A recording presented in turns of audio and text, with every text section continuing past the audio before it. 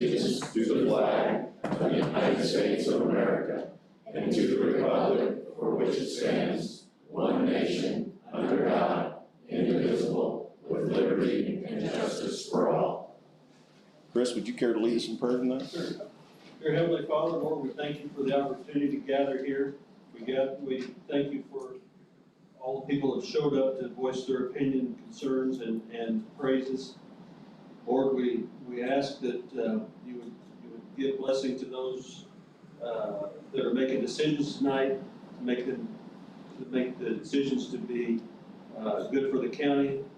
And we just ask your praise and we ask for your blessings on the entire county. In Jesus' name, amen. Amen. Thank you, Chris. All right, folks, we do have a quorum. Dale? I'm here. Bob? Here. Gary? Here. Before we get started, I want to take a second to thank the Highway Department for their outstanding work and labors during the weather event. They have worked very hard since Friday night through yesterday and again back at it today. So I want to thank them for that. I also want to make a comment and thank Dale Dubois. He took it upon himself to take out his own grader and help the county roads. I want to make it very clear that he is not compensated for this in no way, shape, or form, even though he has a business in town. He took it totally on himself to do that. Very respectful, so we don't need any investigations or subpoenas or any of that kind of stuff. Not necessary. But Dale, thank you. Thank you, Dale.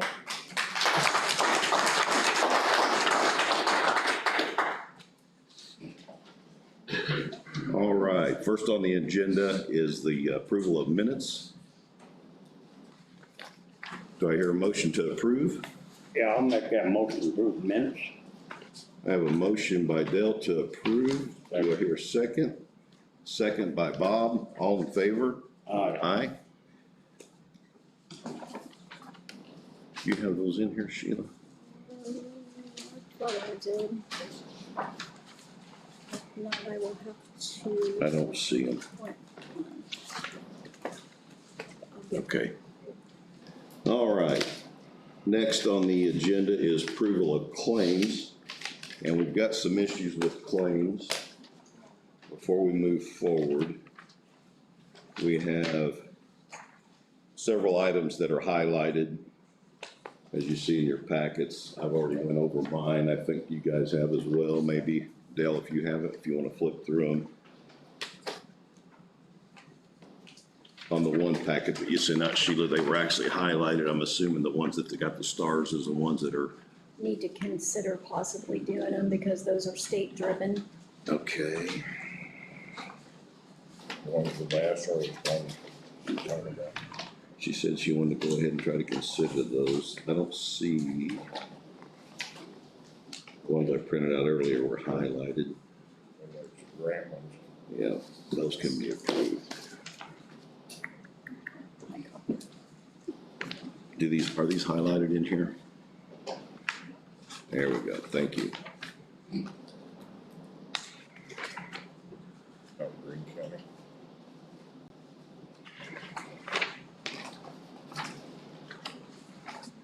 So I'm gonna make a motion, myself, I'll make the motion that we approve claims excluding all the items that are highlighted. And the reason being is the money has not been appropriated or transferred into these areas to pay these bills. So until that happens, the council gets that taken care of. I would like to see that we pay the claims excluding the highlighted items, and that's blanketed. Everything that's highlighted will be postponed until the next claim cycle. I'll second that motion. I have a motion by myself, second by Bob. All in favor? Aye, 3-0. I don't think I mixed them up with mine. All right, old business, AT&T service contract. This one kind of slipped by us here. This expired May the 31st, if I'm not mistaken. And it is on a state bid price. We need to get that approved tonight. If we don't, our phone bill per month is $650 and it jumps to $3,000. So do I hear a motion to approve the AT&T contract? I make a motion we approve the AT&T contract. I'll second. I have a motion by Bob, a second by Dale. All in favor? Aye. Aye. And I have that here somewhere, Sheila.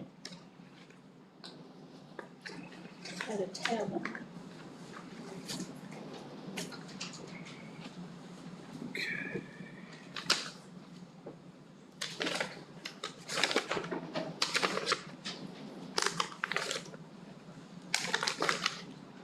There it is.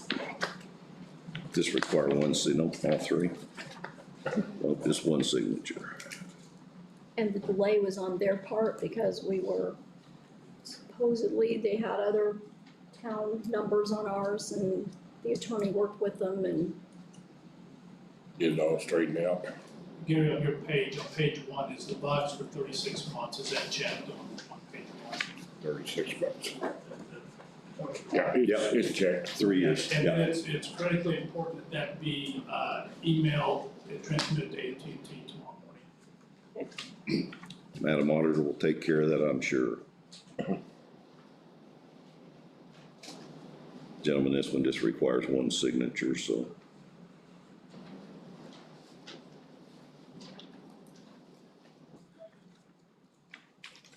Do you want to, I'm gonna do that, okay. All right, next on the agenda, a public hearing for economic development. I'm gonna open up that public hearing at this time. Hi, Marcy. Thank you. Matt Ford, Southern Indiana Development Commission. And before we get started, I do just want to let you guys know that we have a contract with NDOT to set traffic counts. And we had 12 or 13 in Owen County that we set today. So if you see some of those out on county roads, I think there's some in Gosport, I just wanted you to know what those are. They tell us where to set them. And so, yeah, just wanted you to know if you see those out there. Is that information come back to us? And it's on a public database. Okay. But I can get that to you if you'd like to see it. I would, just for our highway use purposes as well. Yep. Alright. We got a public hearing for comprehensive planning grant through the Indian Office of Community and Rural Affairs. And there is a sign-in sheet, so if you just sign that, and just stating that you're here for the public hearing, you turn that in with the grant. But the public hearing is being held on June 21st, 2021 at 6 p.m. here at the Owen County Courthouse Commissioner's Room. The meeting was advertised in compliance with Indiana Code 531. The meeting was advertised in the Spencer Evening World on June 9th, 2021. The purpose of the meeting is to provide citizens the opportunity to express their views on community development and housing needs, past community development and housing activities, and the proposed project, which consists of obtaining grant funds to complete a comprehensive plan for Owen County. Specifically, the plan will evaluate land use, government, fiscal capacity, public facilities and services, placemaking, economic development, housing, transportation, agriculture, natural resources, parks and recreation, broadband access, historic and archaeological resources, and hazard mitigation. The plan will also include an evaluation of existing conditions, vision and key goals, implementation and public input.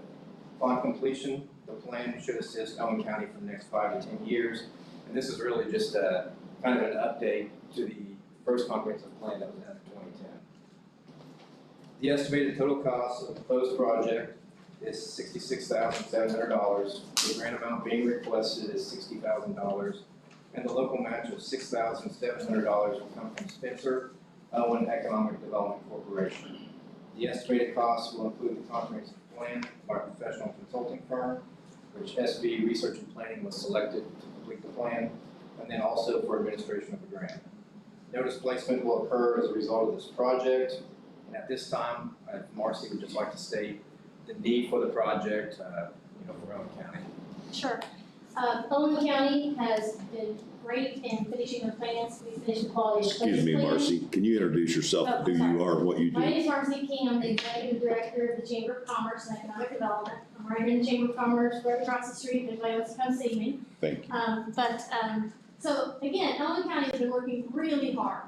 Like Matt said, we did have a comprehensive plan, and we actually completed absolutely everything in that plan. We've also completed a quality of place plan, and last year we completed an economic development strategy plan. So all of these plans, why do we have them? Well, I don't know about you, but my parents always told me, Marcy, you need to make a plan and work the plan. And if you're working the plan, you're getting stuff accomplished. So at this point in Owen County, we really have a lot of growth and a lot of momentum that's taking place. It's really important that as we continue to grow and continue to experience this momentum, that we are in control of that growth. I mean, we have a certain culture here in Owen County. You know, I've lived here since I was 6 months old. My parents came here, and I tell everybody, you know what, anybody give you the shirt off their back to help you. And that is very unique in our community, and I know that to be true. So even as we continue to grow, this plan is very important to make sure that we decide how that growth is going to happen, that we decide that we are able to maintain that culture, and that we decide what's best for Owen County. And so, to that point, that's why I think the comprehensive plan is so important, and we're also looking at different arms of that plan, like a fiber plan. We all need fiber, you know, we need to have internet access in our town. We need to figure out NDOT's plan for that, we're in communication with them. And there's different multiple arms that are going to follow underneath this plan so we can look at it. All right, we can open this up. If anyone in the public has any comments, questions, just ask that you state your name, for any comments you have. I have a question. Ann Painter is my name. Question regarding $60,000 for a 5-year comprehensive plan. And so that amount of money is to fund an overall plan development. And It'll fund the plan itself. So, I'm sorry, go ahead. no, please. So the county's kind of been working through this process already and has selected SB Research and Planning, who has done other planning documents here in the county. And so they will actually put a plan together. So when this project is done, the grant goes in July 15th. We should know within a month or so if it's been funded. So probably by the fall, things will get started. It's about a 10 to 12 month process. And then at the end of that, there will be a fiscal plan document that will help for the next 5 to 10 years. And as part of that, there will be public input, public meetings, you know, to get input from the county, because it is a county-wide plan. I'm just curious. No, you're fine. Anybody, any other comments, questions? Baron Barnett, Jackson Township. Is there any connection between the comprehensive plan and the political aspect of regionalism? I mean, it'll look at regionalism. And again, a lot of that's driven by the local community. So the county will have a say in how that moves forward. But regionalism is a push right now. So there could be some components of that. But until we actually get into the planning phase, I mean, there will be a committee that will be put together, and they will, along with the public, will kind of steer, you know, that direction. So the money tonight that's allocated will still give the public a chance to address that particular issue in the future. Is that true? Or is this a done deal after tonight? And in terms of regionalism, you mean, or? What do you say? I mean, there will be public input meetings. In the future? In the future. I mean, that's part of the planning process. Right. So yes. Okay. Thank you. Anybody else? Do you have any questions? I just want to make a couple comments. The money that the county's putting in is $6,700 to get a $60,000 grant. So I want to make everybody understand, we're not spending $60,000 of your tax money to make this happen. We're going to match a grant, and that's what we're looking at here.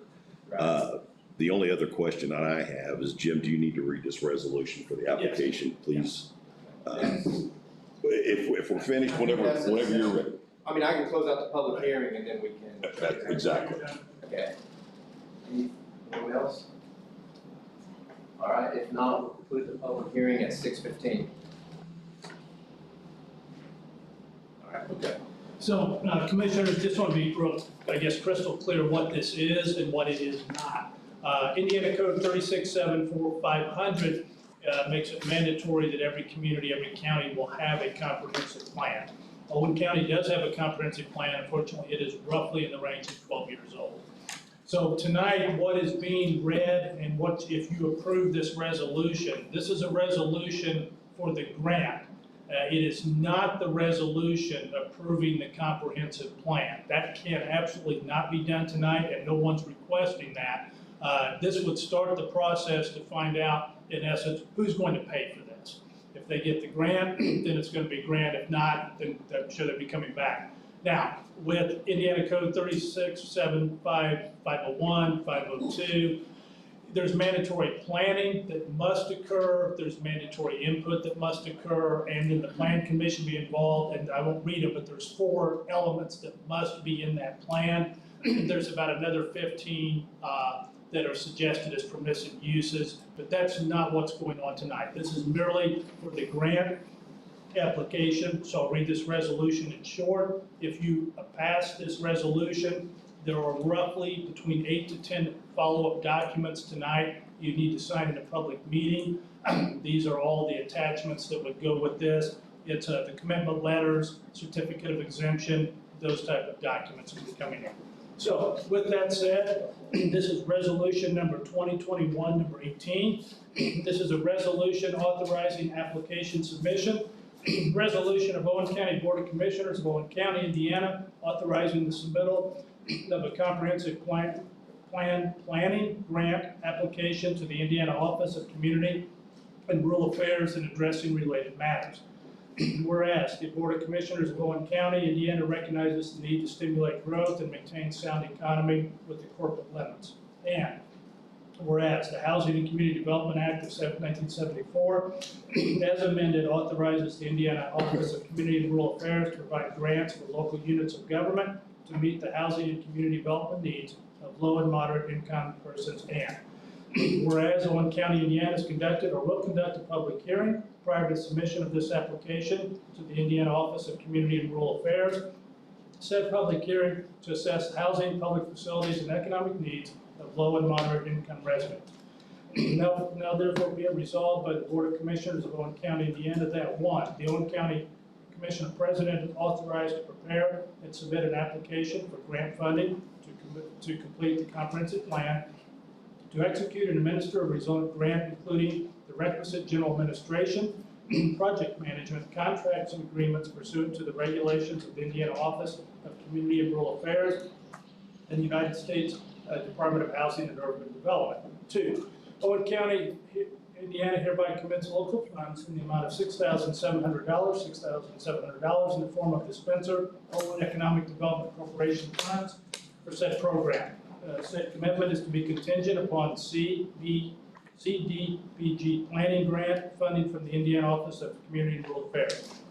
If so passed tonight, it would be adopted today by the Owen County Board of Commissioners of Owen County this 21st day of June at approximately 6:20 p.m. Gary Gordon, President, Bob Curry, Vice President, Del Du Bois, Commissioner, and be attested by Sheila Reeves, the Auditor.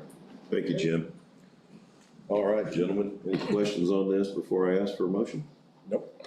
All right, do I hear a motion to approve resolution number 2021, resolution authorizing application submission? And Jim, can I go ahead and add also to sign the other documents? I would ask you to separate? please do your resolution, Okay. do a second motion. for Gotcha, your I just wanted attached to see if we can put it all together. Okay, I'll leave it at just the resolution then. Do I hear a motion? I made a motion, we use resolution 2021-18. I'll second that.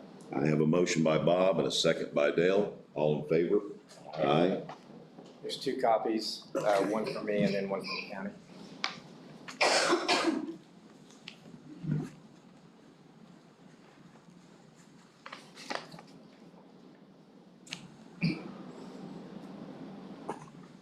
There you go.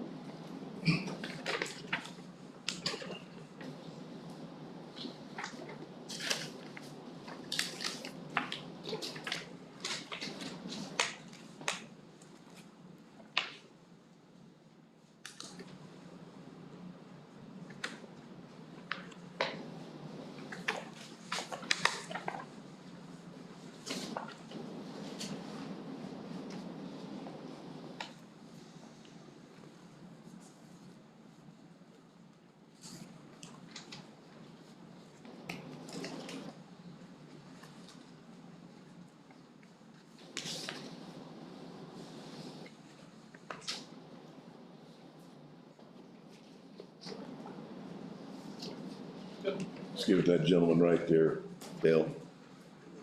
Here, then your next motion, if so desired, would be a motion to sign all attached documents for this resolution. Just for our minutes, this would include a letter to the CBT director signed by you, a CDBG signature page, a certificate of exemption, federal funding, accountability, transparency act certification, 4-factor analysis certification, a second committal letter signed by the auditor, Sheila Reeves, and an applicant disclosure signed by yourself. It's like I have about 7 different documents here. I've got them right here. You want me to just give them to you? I've got them right here, I think. I've got them tagged. Okay, you got them tagged, all right. Yours are fun. I'll do yours. So this is just that's the signature page All for the right, before we application. move forward, do I hear a motion for the president of the board to sign the remaining documents for the application? I'll make that motion. I have a motion by Bob, second by Dale. All in favor? Aye. Aye. All right. May need to borrow your ink pen. And there is one in there for the auditor for the letter. And we'll get that one later. I can type it and send it Okay. through, I'll try it. Yeah. Get them on letterhead. So this certificate of exemption, that's just, there's no environmental review process on this since it's planning. Okay, the next one is the disclosure report, but there's nothing to disclose right now, so we will have an updated one at the end of the project.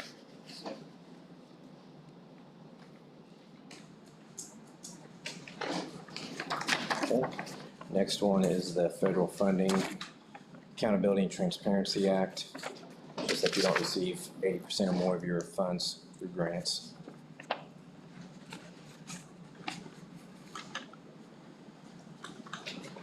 And then the last one is the 4-factor analysis. We just have to go through a language other than English. You don't meet the requirements to move forward with a language access plan.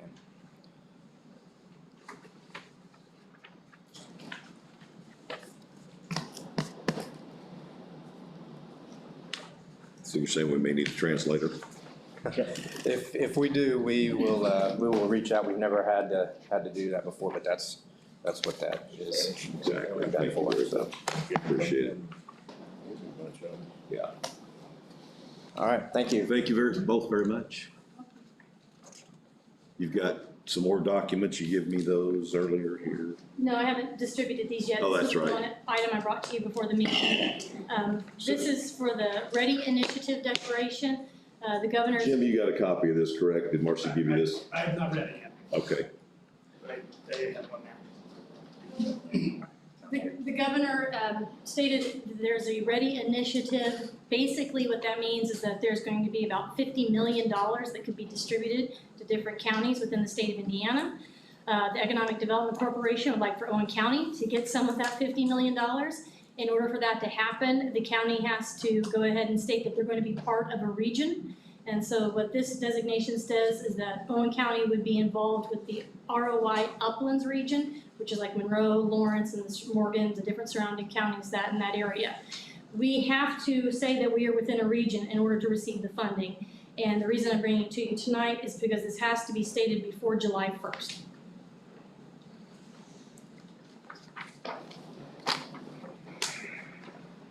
You want a copy for everybody? This was discussed at the governor's luncheon, correct? That is correct. Yeah.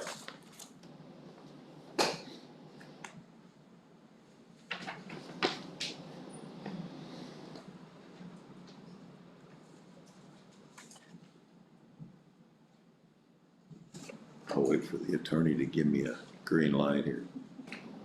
Okay, so looking at that, yeah, it is a resolution, and not that anyone wants to hear me to read all this, but if we're gonna, for the grant, I think we need at the top would be a resolution. Would this be number 19? Yes. Okay, so just on your top, this is gonna be resolution number 2021-019. Because at the very bottom, it says to be effective, and you're gonna sign. So let's just go through this, it's one page.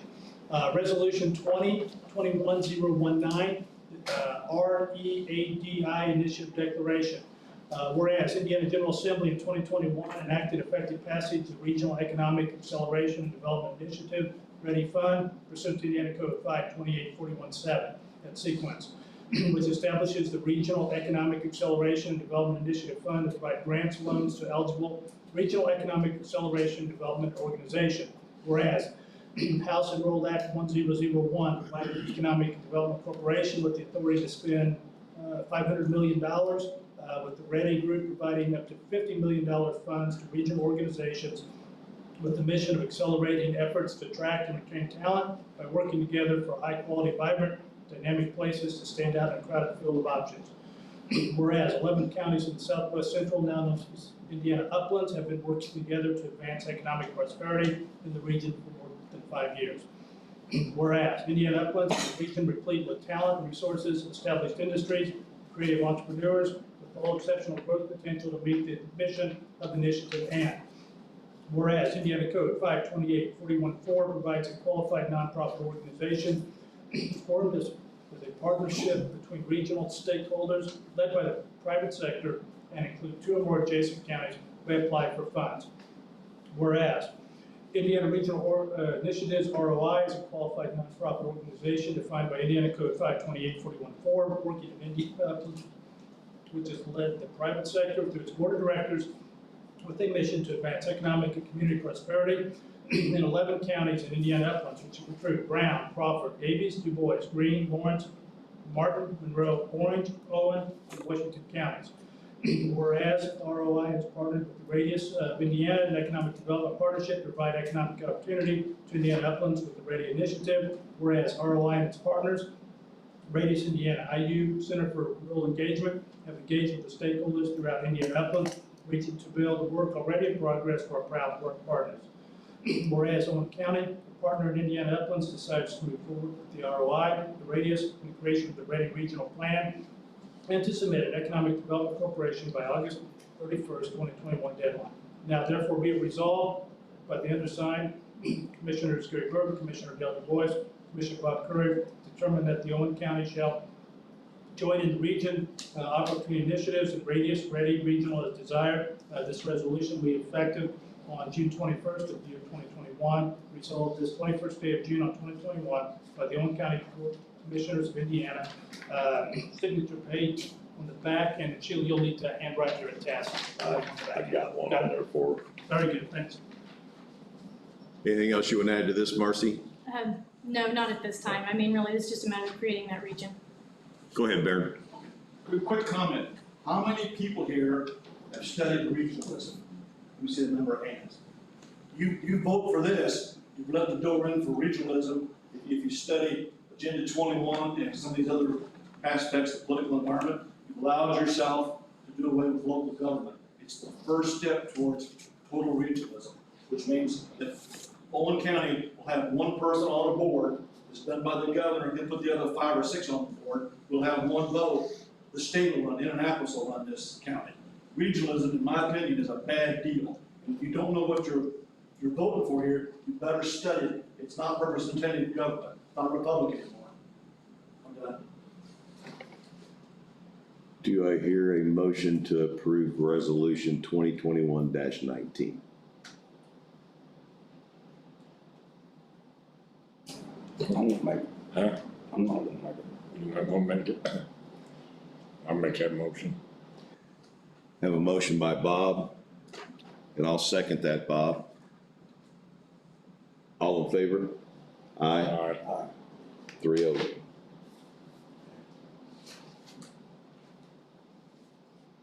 We'll make this one the official one, because I made a line for Sheila to sign on it. How's that?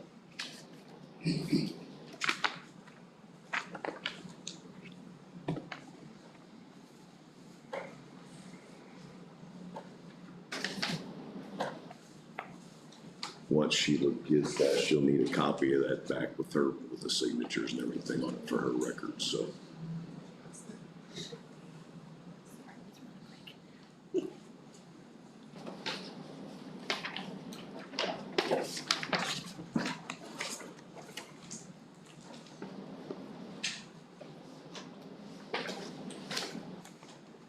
Thank you very much. Thank you, Marcy. Thank you very much. All right, we're gonna have a change in the agenda. We're gonna bring up the sheriff, department and, RQ, AW and Garmon. So if you guys wanna come on in, we got a nice big crowd to hear this presentation, so let's get you up in front of them. Yeah.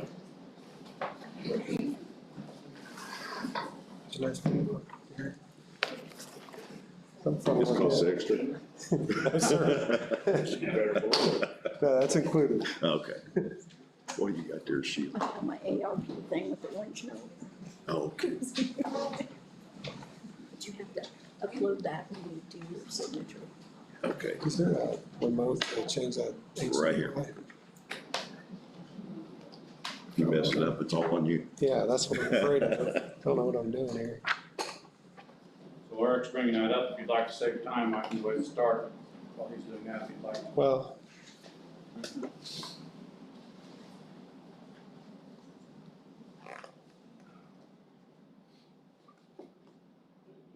There you go. There we go. that's not going to come up on your screens from there. In the past, we plugged this into a computer somewhere, so It's down you'll have to. there. We're good, we're still working. Yeah, it's just not on our It's screens just I here. can't see it, so. It's all right, we can turn around. We're not gonna use it for a second anyway. So, as typical, Eric and I are tag teaming this, and I want to first of all thank the commissioners and James, particularly all the phone calls we've had.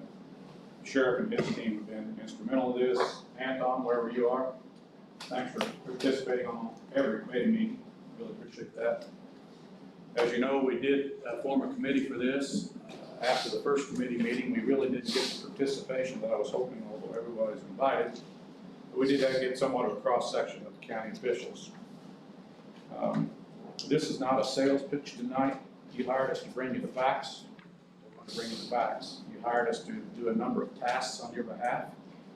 We're going to discuss what tasks we did. We have completed all the tasks, and Eric's going to share with you in a minute some of the outcomes of those tasks.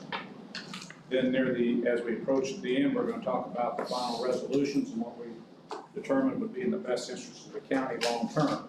And I'm going to use the word long-term because based upon the volatile conditions we have right now, this county is going to have to take some actions to plan and prepare to be able to execute a fix sometime in the next part of the future, but you're not going to be able to execute it tonight or even next week probably based upon what I understand your financial position to be. But what you're going to see tonight does have shelf life. That's the good news. I believe everything that we prepared. So you're not gonna charge us another 200 grand 6 months from now? No. Okay. I believe that even 2 to 3 years from now, what we have prepared will hold up, with the exception of the budget numbers and potential lead times. But other than that, all the work that you have purchased will stand the test of time for a period of time. But I do think the county commissioners and the council are going to have to get together and figure out after tonight how you want to approach this over a period of time to be able to start effective changes. Before we start, we were in Orange County last week. They were doing a project very similar to yours. And they were interested in a few facts that I want to share with you to understand what you and the industry are up against right now. And to make this very clear, between RQAW and Garmon together right now, we have over $300 million in active jail contracts at this moment in time. For more than 15 counties, we are currently delivering jail projects.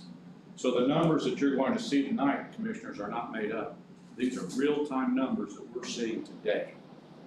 And so I think it adds validity to the projections and the items that we're sharing with you in terms of best practices and real-time costs.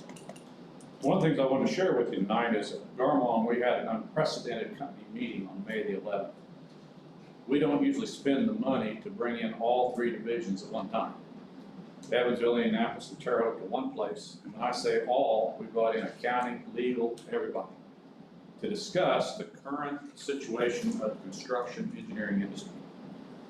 So, the University of Evansville has a huge stick-built housing project in downtown Evansville that they budgeted last year, the framing package in August, for $2.7 million. It bid 3 weeks ago at $7.2. Gives you an idea of what the lumber industry alone is doing. It's over 330% growth from August 1 to today. We have steel right now is up 20%, copper 37%. The big one is PVC pipe at 270%. Diesel fuel 30%, and drywall 20%. There are four major things driving those things right now. First of all, everybody, because they're here tonight without masks, doesn't understand that the rest of the world's still shut down. The United States in an extremely fortunate position. But the vaccines haven't hit the rest of the world. And the U.S. sources most of its stuff from the rest of the world. So that's why there's 65,000 GM trucks sitting outside of factories right now not being produced, because there aren't chips to fill the electronics in those trucks. The same thing's affecting the construction industry. Second, nobody anticipated the Texas oil freeze. And that freeze was significant enough that, and still impactful enough, that it drove the price of plastic up through the roof almost 300%. The Suez Canal being blocked for 6 weeks, nobody anticipated the impact that would have. And the biggest impact is the current administration's policy on unemployment. If you read the Bloomberg report on the front page 4 weeks ago, he said if you weren't making $15.28 an hour, you need to stay home.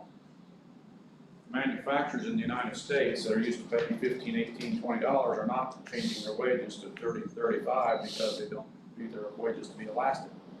So instead, they're doing what about 30% of their workforce is making do, but they can't get the product out to meet the demand.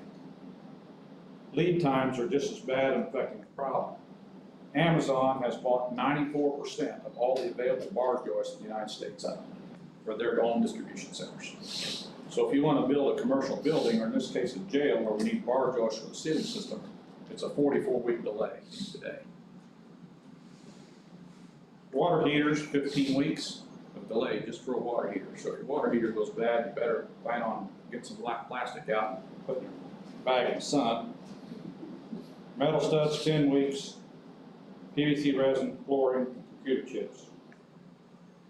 I'm the oldest guy in Garmont. I lived through the Carter administration when we went through this. And at that time, we were asked, it took about 3 years for this all to straighten out. Prices never did come down. They plateaued, but they never did come down. Our analysts are telling us that this is a 48-month problem before this gets resolved.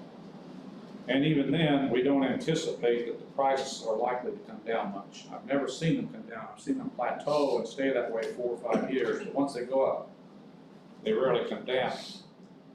But what we do believe is going to go up, the Wall Street Journal published that last month inflation was 4%. That's 48% a year if that would continue.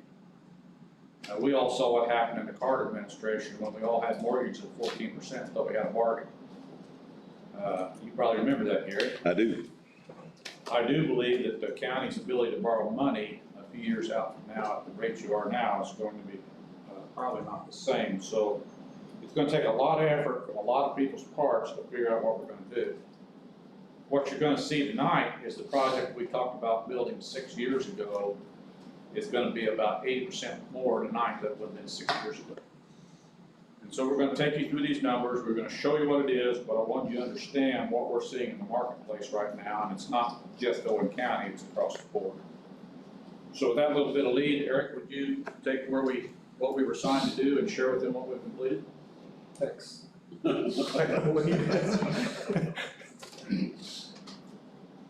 So you've seen this opening slide. Eric Weflin, RQAW, thanks for having us back. A couple months ago, you saw this slide, and this was everything that we were tasked to do in the report. And at the time that we came back, we'd spent a considerable amount of time on just a few of these items. At that time, probably the most work that we'd done was on the assessment of the existing facility. If you remember, we had kitchen consultants in there, detention equipment contractors in there. We assessed the structural integrity of the building. We looked at all of the mechanical, electrical, plumbing systems, et cetera. And based on that report, we decided, along with discussions with the committee, the sheriff, his staff, that the existing facility, because of the amount of money that would have to be invested in that building just to get it up to a good and operable condition and meet as many current codes as possible, that it wasn't likely that that was a good candidate for an addition renovation project. Eric's nicer than I am. When we got done, at that time, the cost was forecasted about, I think so many people here, everybody needs to hear this, they weren't here to hear. At that time, the cost was forecasted about $10,500,000 just to fix the existing problems. And that didn't bring the jail back up to within code, nor did it address the poor services issues that the jails explained. Today, that budget's closer to $13 million, and we don't believe that to spend $13 million on that jail is in the best interest of the taxpayer in the long term. So, and I think, Eric, before you move on the slide, I think you kind of got to go down through these bullet items a little bit just for everybody here so that they understand. So one of the first things that we wanted to do with this initial phase was meet all of the requirements of IC 36-1-8-19, which is a Indiana law that requires that certain things be done when a county is contemplating the construction of a detention facility. They include projections of the future jail needs. We talked about that at the last meeting, and we saw a need of between 120 and 160 beds for the foreseeable future. Determine the feasibility of a regional facility. We got responses from one county, I think Sheriff, right? We sent it out to all the surrounding counties, got responses from one county. We do know, however, that for instance, Greene County just built a facility a couple years ago, so they wouldn't be interested in a regional facility. But we did meet the requirement of the law, which said that we needed to reach out to them and ask the question. And the one county said not only no, but. Yeah, really no. Determine the feasibility and impact of housing inmates in another county's jail. You'll take a look at some information that we compiled with the sheriff and sheriff's staff. Provide the county's financial advisor any data regarding estimates of project costs. We've summarized that. You'll see it today. Public presentation of the final report, which is what we're here doing. I talked about assessing the condition of the existing facility and the costs associated with it. Dan just covered that briefly again, and it was reported at the last meeting. You'll see an option tonight.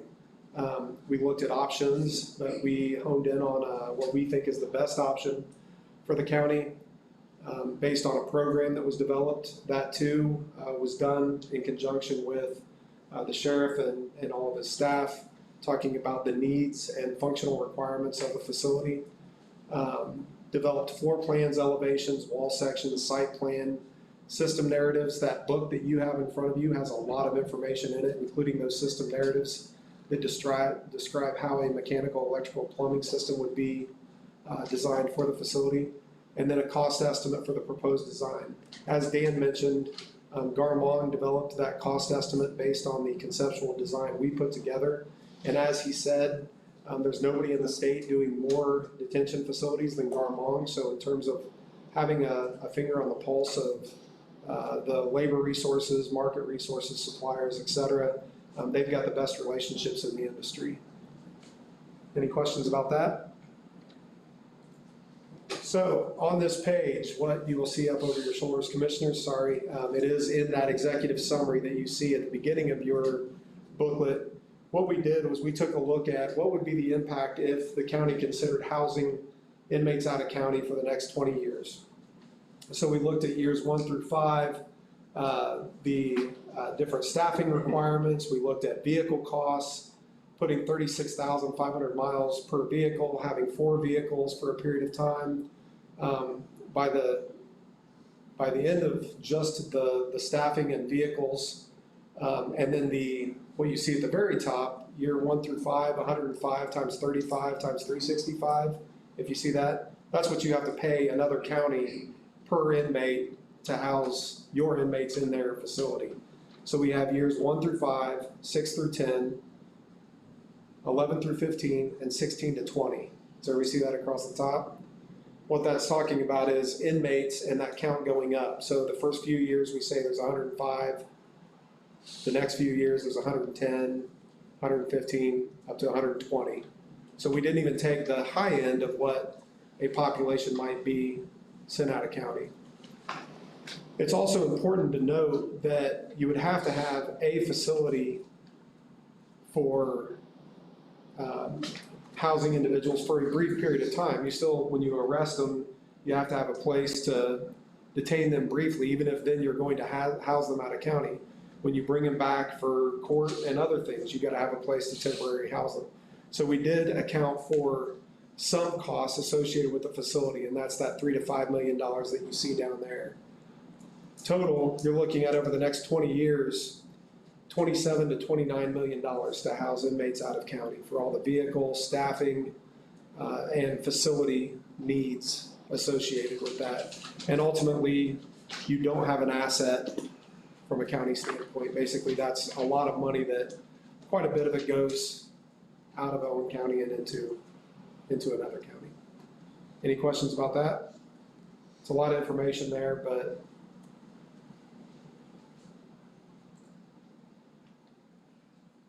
so based on the fact that the existing facility wasn't a good candidate to be remodeled to accommodate your future needs, and because of the extensive costs associated with housing inmates out of county, we looked at what were the needs for the county if we built within the county. And we did what's called an architectural space program. And I think the sheriff and the staff can attest to the fact that we did a lot of work going back and forth and looking at what was absolutely needed. There's not fluff, if you will, in this program. We only provided spaces for what were absolutely needed from an operational standpoint. And it includes obviously jail administration, operations, intake processing, some medical space. You can see that that's relatively small. It's not a large component. The largest component is confinement housing. So that's where people are detained and housed. Programming, kitchen food preparation, laundry, mechanical, electrical support, and looked at a total square footage of approximately 33,000 square feet. I'd like to interject, Commissioner, that this has been vetted, revetted, vetted again. So as it is when you ask anybody for a wish list, right? They wish what they want, but then what can you afford? And this has been pared back as far as we could possibly pare it back and give the county anything that has a chance of surviving 30 to 40 years. So, in terms of basic use, there is no, as Eric said, there is no population law. And that's perfect. If in your booklets you turn to page 148, that is the beginning of an appendix that has some drawings in it. I'm putting those up on the screen now, but you can see them more closely there. The first one that you'll look at in your booklet is of the site plan, and then behind it you'll see a floor plan, and I'm going to start with the floor plan for discussion purposes here. What you see here is a partial pod, so we didn't even build out a complete pod. You can see that the opportunity that the county would have with this design would be to expand in that upper left corner, kind of that sliver that you see up there in dark gray. But it provides 8 different classification opportunities, different housing types, so dormitory and cells. You might stop a minute, Eric, and explain, because you have a big audience of new commissioners. You might explain the classification component, because that's the biggest thing they're missing currently. So classification is the opportunity that a facility has to separate inmates, the obvious one being males and females. Then within males and females, you have violent offenders, non-violent offenders. You have sex offenders. You have, I'm sure the sheriff can probably rattle off 20 different classifications, but the point being is that in order to manage a population and keep the population from getting out of hand, you separate them. Another obvious one is if you have a couple people who are arrested for committing a crime together, you may want to keep them separated so that they're not getting their story straight. Right now, there are limits to the amount of classification that you have, so we're trying to maximize that opportunity with this. Also, from a classification standpoint, we look at things like dormitory space versus 2-man cells. So obviously, 2-man cells is the most stringent, if you will, way to confine someone. You can lock them down, if you will, if you have a problem. There's a door on the cell. You can put them in there and close it and lock it. In a dormitory space, it's open, they can move about freely. So the big difference between those two, other than the operational side of it, is the cost. Obviously, dorms are less expensive than cells, but because dormitories can be harder to manage, you have to balance how many of those you have versus how many cells you have. Another thing, classification brought to old in life was COVID, because you had prisoners coming in with COVID, and you had to isolate, some of them had quarantine for 14 days. They had no place to split those prisoners up, really driving this classification discussion to a whole level. So one of the ways that we account for that as well is if you look in that intake and booking area, which is the green area off to the right, you can see the vehicular sally port there to kind of the northeast corner of that green area. There's group hold in there. That's been called for years the drunk tank. But group holding, but then you also have individual holding in there as well, and that would include padded cells. One of the things that we all know that we deal with in facilities like this today, more than we did in the past, are the mental health issues. And so we want to create spaces that help to keep inmates and staff safe. So one of the things that we do for inmates is provide padded cells. They're as anti-ligature designed as possible. They're soft-sided areas, and they've got dedicated restrooms to them. The area down to the southeast corner is a future housing pod area, so we've shown how you can expand the facility in the future further by adding a pod way down the road. And then obviously you have your support spaces over to the left with the kitchen, laundry, and mechanical area. Then there's a small blue medical area that would include dedicated exam rooms, nurse's office, medical storage, medicine storage. And then there's a kind of a purple area there to the far right at the bottom that includes all of the jail administration spaces. Any questions about that? What that means from a site development standpoint is that the existing facility, which would be kind of in that area where you see parking, 60 to 70 spaces, there's a outline of a future housing pod. That's kind of where the existing jail sits. So we've designed the facility to fit between the existing facility as it would be built, and then you can see where the existing sheriff's office is, there is an easement with a red dotted line that runs to the northeast. We've stayed out of that easement as well. And then when this facility is up and operational, the existing facility could come down if the county chooses to do so, and expand parking and kind of create a campus there where you can see the old EMS building down to the southwest. You can see the existing sheriff's office there kind of in the middle on the left, the new facility, and then future pod would be built out there to the east, where there's kind of that brown circle, if you will. It's kind of a little plaza area. That's right outside what would be the front door to the jail going forward.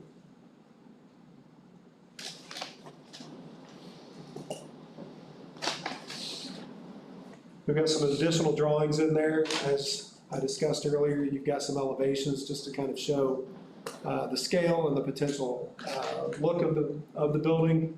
And then you've got a building section in there that shows a housing pod where you have the elevated central control with 360-degree views out of that. Tiered cells with a mezzanine in front. You can see the cane screen on those. That is a screen that we put along the mezzanines that helps people from, it helps prevent people from being helped over the railing, or helping themselves over the railing for that matter.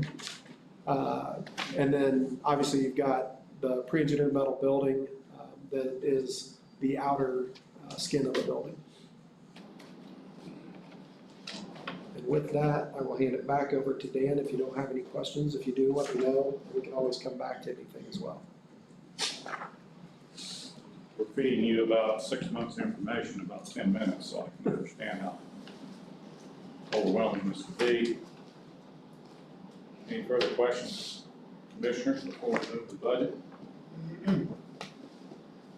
No? Bill? All right. So we This did is the budget. the 80-person, Sorry? 80-person jail you propose. 120. 120. I'll just look at it. 120 and 160. 24, 16, 16, 24 on one side. If you total them all up on all the holding cells. All the green area and everything. Yeah. Okay, okay. So, when you look at the budget, we did two different budgets. We did one at 120 and one at 160 beds. The bad news is that we're so good with our estimating that we're normally within, at midday, we're normally within plus or minus 1 to 2%. At this stage in conceptual, we're confident that we're within 10% either direction. So we think these are really pretty good numbers. And we did not pad this budget for the wild circumstances we really have at the moment. So the bottom line is, what you can see what the basic costs are going for. And one of the things I might share with you is that there's a real emphasis, the sheriff's very much aware on medical and mental health in these facilities, of which right now you're sufficient, you don't have any of those facilities. So on a 120 bed facility, we believe the range is somewhere between 18,700,000 and 21,800,000. And if I had to throw my dart, it's going to be right in the middle of that, right around, I said 1,000 million. It's going to be $20 million. And what I want to point out to you is we only have $492,000 for 3% contingency in that number. So we didn't load that number up with what ifs. I believe it's a good number, but that's where we are. So is that number if we dig tomorrow, or is it next year? No, That's what I thought. That's in today's dollars. Okay. That's a really good question. It's in today's dollars. So in reality, this isn't a real number because that's not gonna Let happen. me rephrase that. Right, We did this number for a May 2022 start. okay. Okay, because we knew it wasn't gonna happen this year.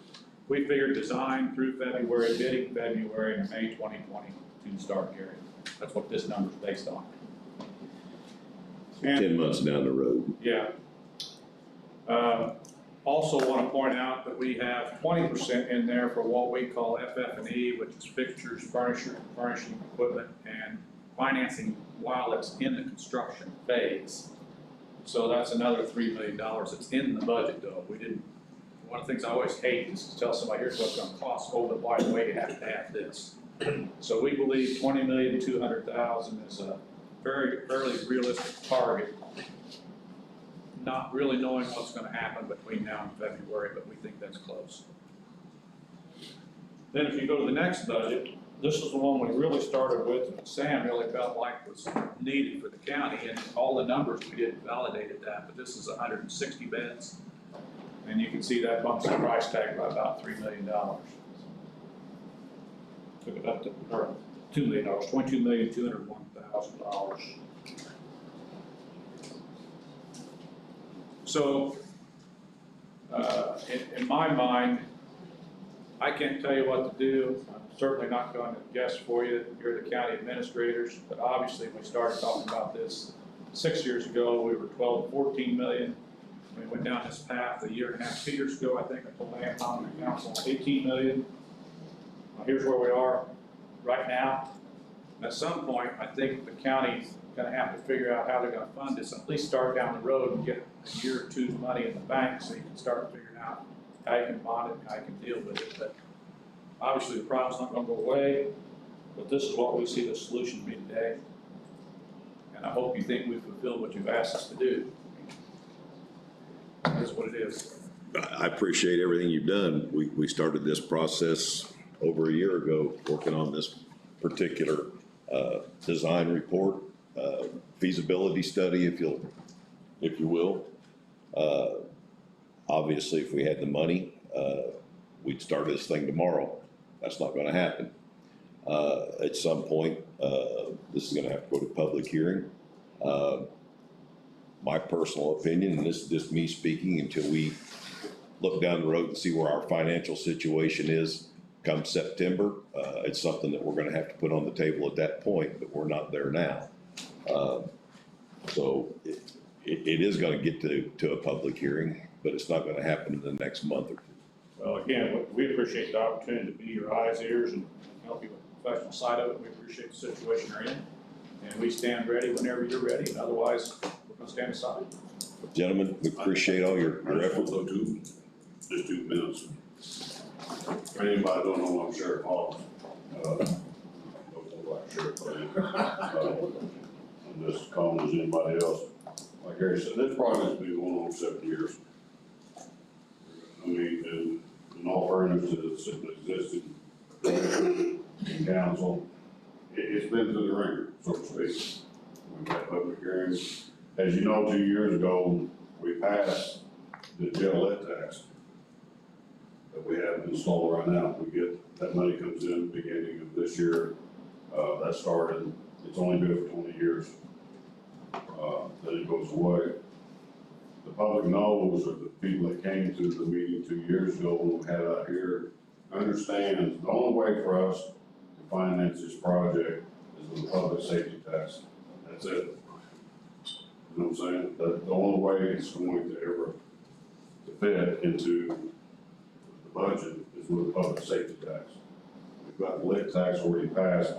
Public safety tax would be the next thing to do. Like Gary said, this is going to have to go to the public. This is your county.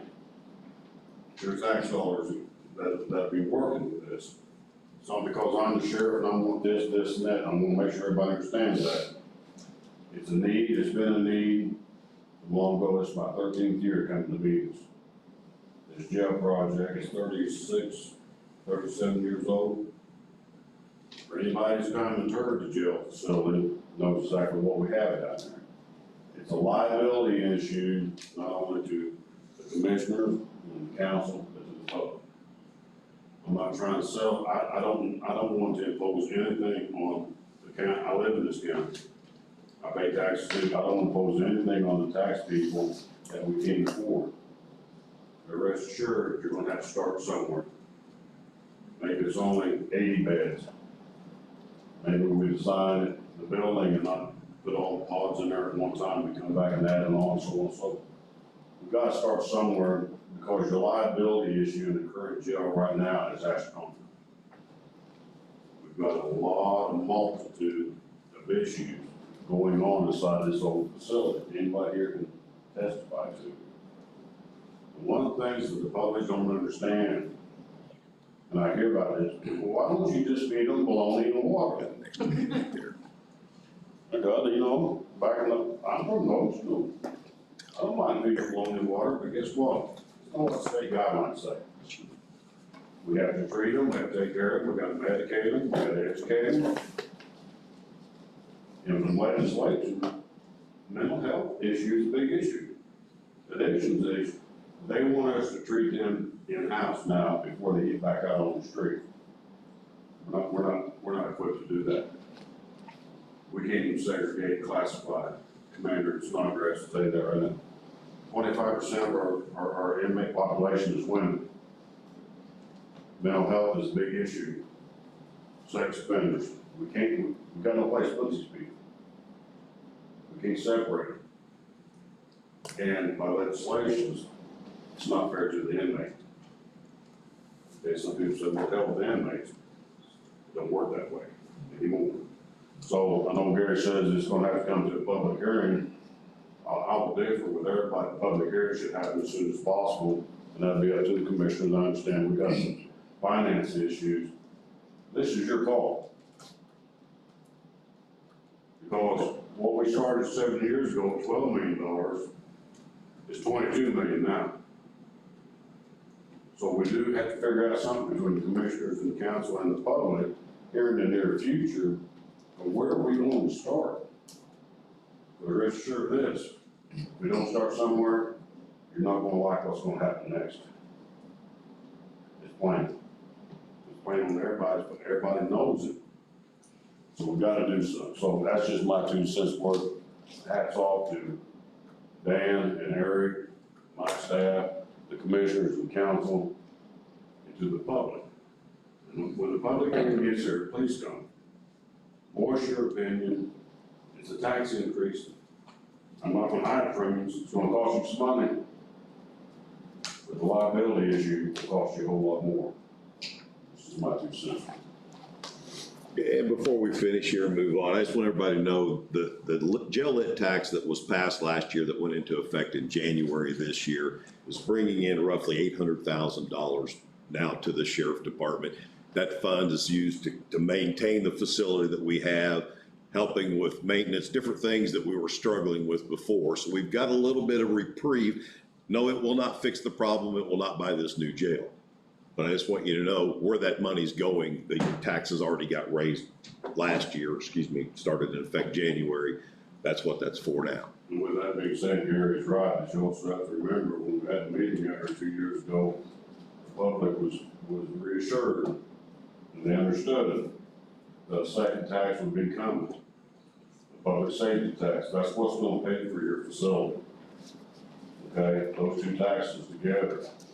You don't wanna take the money that you're drawing just from the lead tax, just to keep polishing the turd.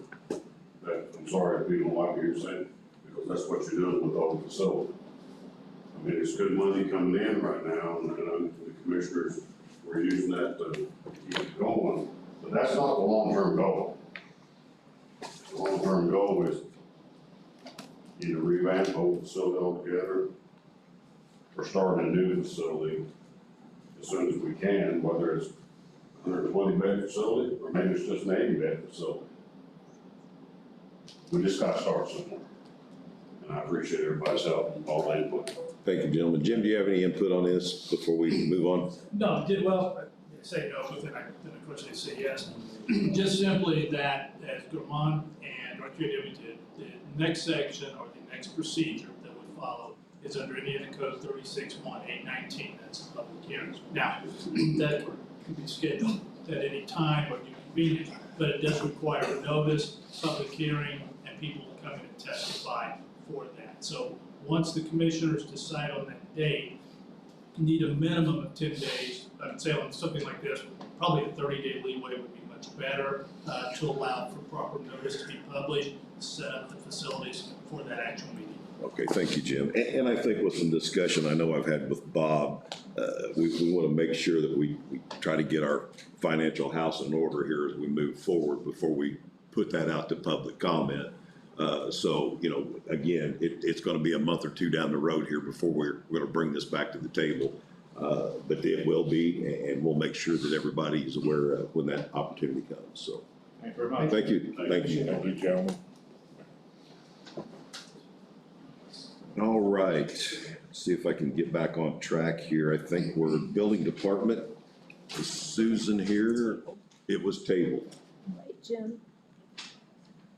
Are you familiar with that, Jim? Sure, which, Building department weather wax? right, that requires resolutions, public notice, certified letter. None of that's happened, okay. Peters Municipal Consulting. Just an update on that, Peters Municipal Consulting already has a letter of engagement along with Lawrence and Thornburg. They are the consultants that would fall district for jail tax. They are coming to the council meeting. The representative of Peters Municipal Consulting is coming to the council meeting scheduled with the 28th, and they're going to present some options of whether they want to be, the council would like to retain them for a financial plan. This is just purely notice or information.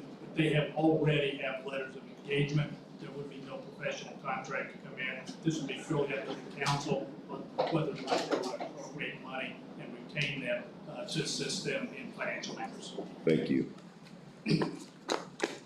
And that is in addition to the agreement that they already have. Right. They have an engagement, but this would be, do they want additional services to help them with financial matters? I just want to make sure the public understands that. Thank you, Jim.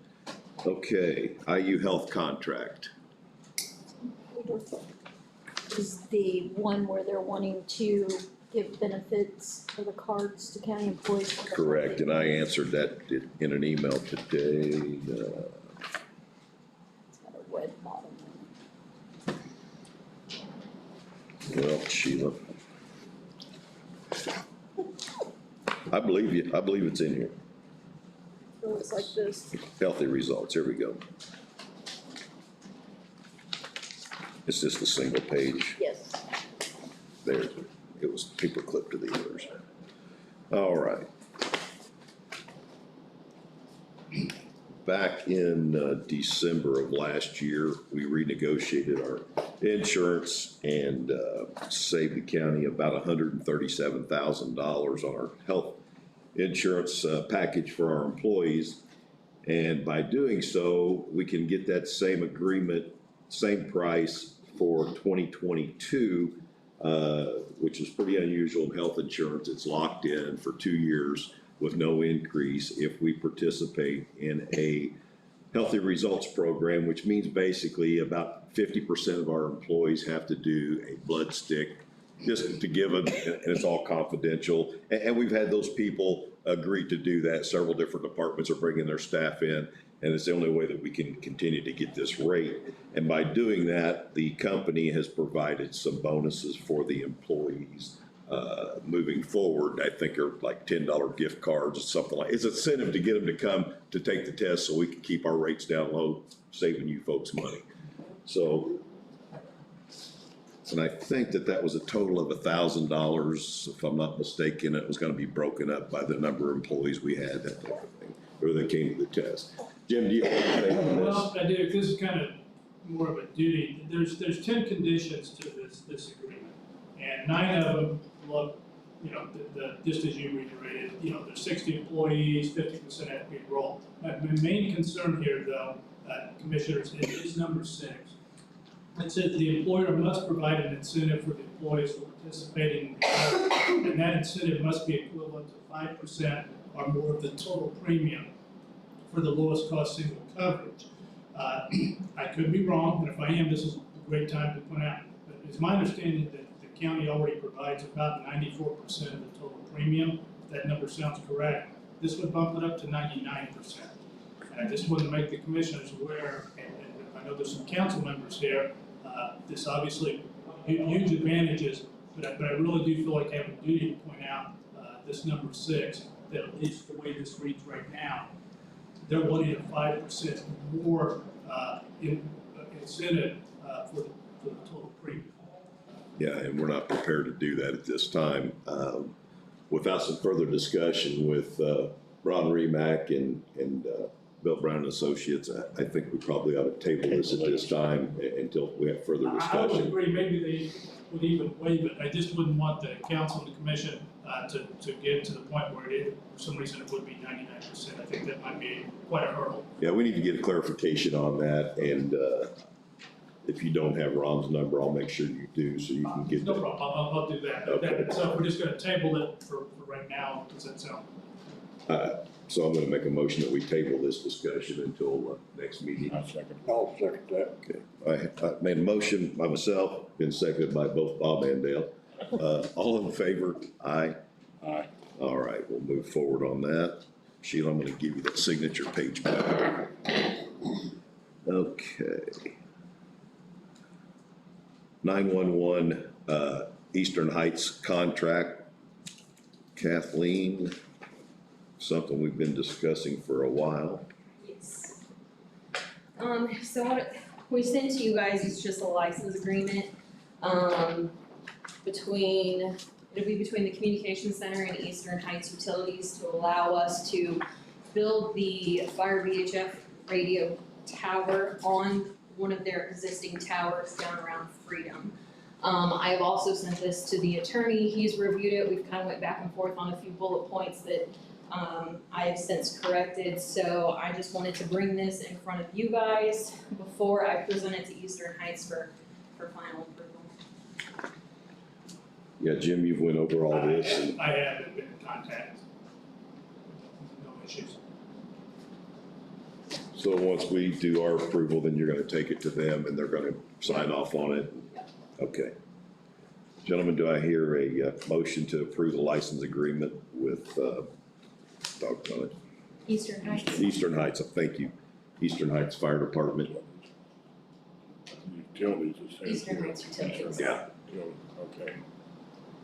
I said Fire Department, I Yeah. mean utilities. I see that, I'll change it when I take it to them.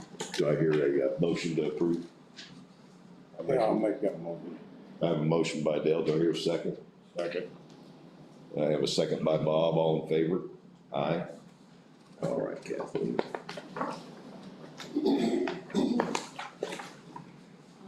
So once we get the approval from Eastern Heights, I will then take the approval that you guys given me back in May, submit that to J&K Communications, and then they will start getting our equipment ordered.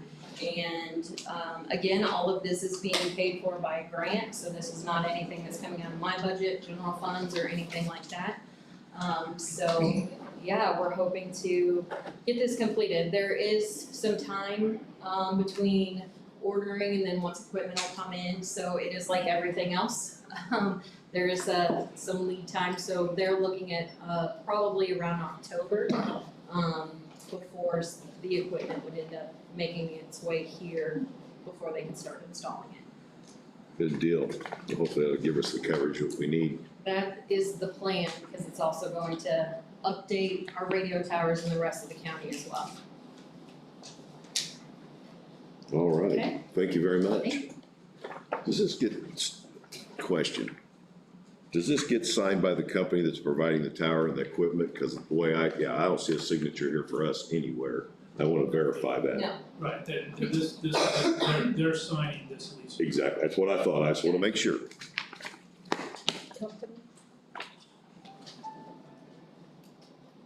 When it's in my pile of tagged signatures, I want to verify that.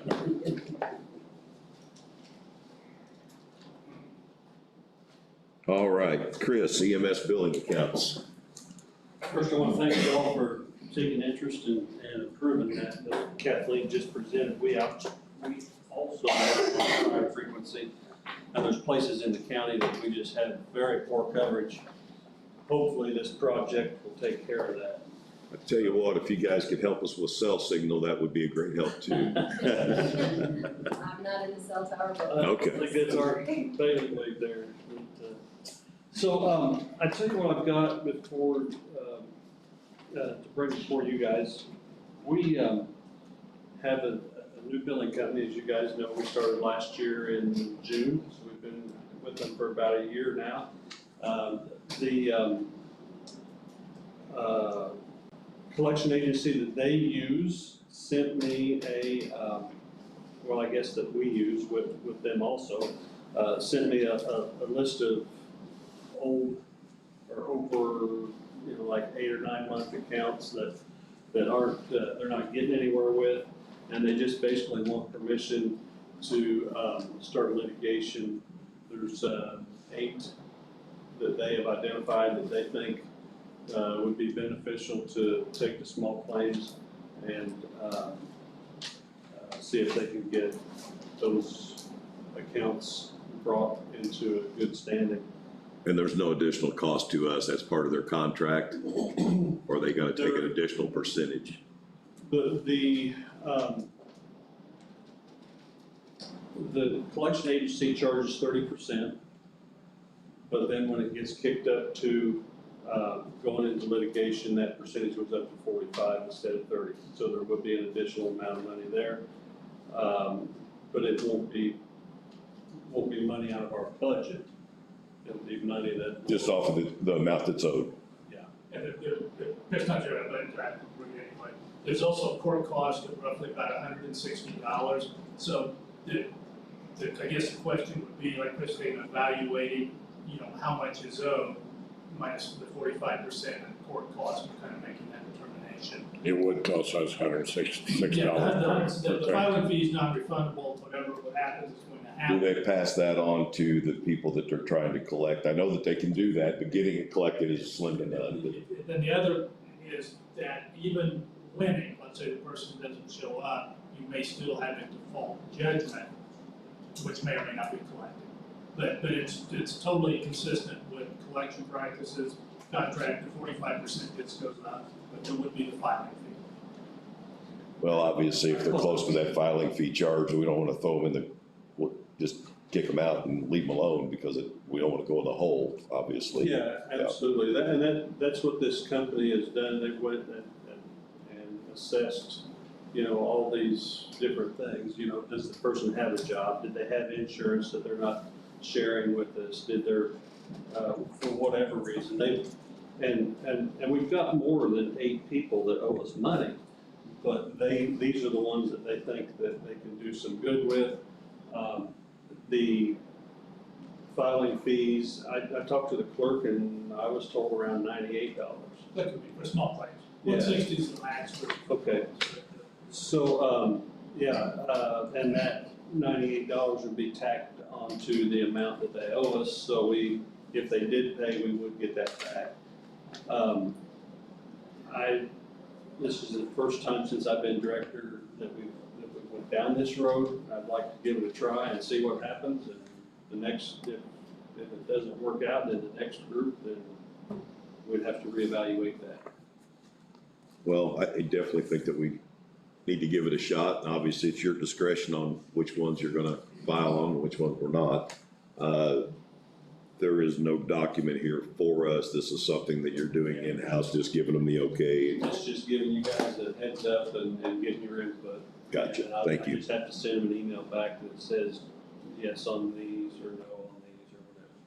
Probably ought to go ahead and take a vote of approval on this. I'm gonna ask for a motion for approval for Chris to go ahead and pursue the billing accounts collection. Do I hear a motion? I'll make that motion. I have a motion by Dale. There's second. I'll second that. All in favor? Aye. Nay? Nay. One nay. Why? That's all I've got. All right, Chris, thank you. Well, appreciate everything you're doing out there for us, I was talking. as always. Yeah, but just take the one. All right, Highway Department, That's the eight. Greg, That's only the eight. you got a lot of updates, I'm sure. I do. I'm sure you guys are extremely exhausted and tired. We are. Again, if you weren't here earlier, I thank you and your staff for all your hard work and appreciate everything you've done. I hope you haven't been shot there. You got red stuff coming out of your pocket. Just making sure that nobody was aiming at you today. He blew more. Good evening, Commissioners, ladies and gentlemen. On Friday evening about 10:30, the Highway Department received its first call out in regard to this weather event through Central Dispatch. I have had somebody continuously working since 10:30 last Friday night. Some of my people have worked over 20 hours. Just to, 20 hours at a time, just to let you know. They worked Saturday, they worked Sunday, Father's Day, to make sure that citizens could come and go. That being said, things are not perfect, things are bad. It is a catastrophe. If I didn't say it, we received, depending on who you spoke to and where you're at in the county, somewhere between 7.1 and 11 inches of rain.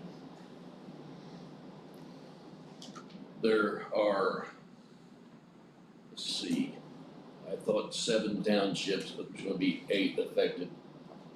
They are Morgan, Marion, Lafayette, Clay, Franklin, Jefferson, and Wayne. I have 4 bridges closed right now, Commissioners. I have bridge number 194 on Bandy Road, which was built in 1985. It's a wooden structure. It has beams cracked underneath, as well as it appears to be shifted on its piers. That bridge is over Rattlesnake Creek. Also, a bridge over Rattlesnake Creek at Server Road is bridge number 189, built in 1949. That bridge has lost the head wall to the Rattlesnake roadside.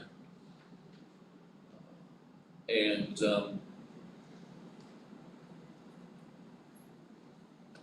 yeah, so then the next would be Bridge 233. And it was built in 2008. It was rebuilt after the flood of 2008. Commissioners.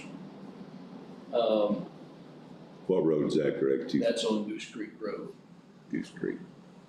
And then I have Bridge 148 on White Road, built in 2004.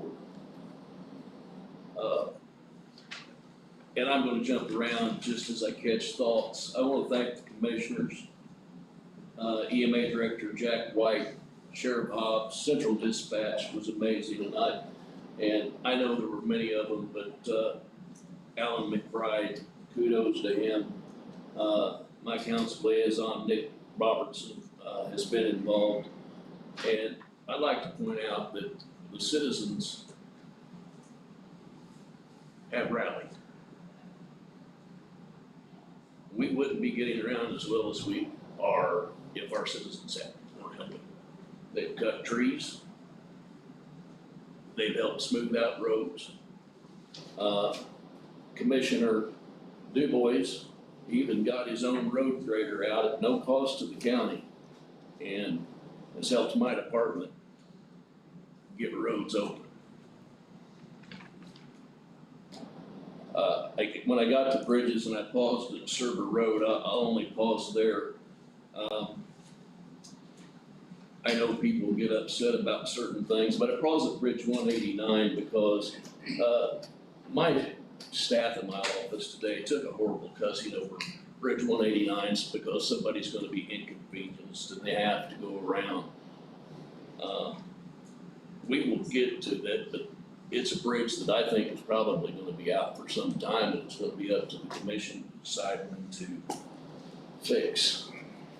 Then back to bridges, we have a bridge that's a non-official bridge, but it is a bridge on Bridgewater Road. It is a 14-foot span that is closed. I have bridges that are damaged, I think too seriously. They are open. I don't think they were bad enough to close. I think they could be repaired. That's bridge number 137 on Reynolds Road. It was built in 1930. And bridge 100, built in 1989 on Gloryville Road. 137 is over Lick Creek, and the one on Gloryville Road is Fish Creek. The Gloryville Road is a wooden bridge, and it takes a beating constantly from both the White River and the flooding of Fish Creek. I have 29 culverts and counting to replace. I have what I would call 5 roads that are destroyed. That's Rattlesnake, Bixler, Goose Creek, Keith, and Hoot. Now, gentlemen, there are many of these roads that are rough, so rough, you're driving down them, but I'm telling you, these roads are gone.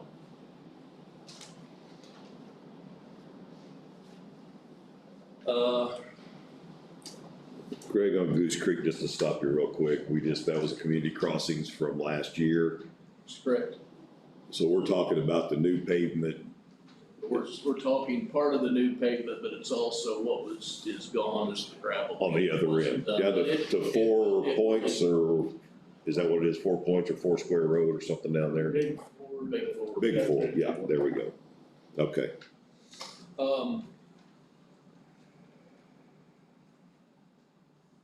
The bridge inspectors will be here tomorrow, gentlemen. Spoke to him earlier. And I'm gonna just go over the numbers that I think that need done.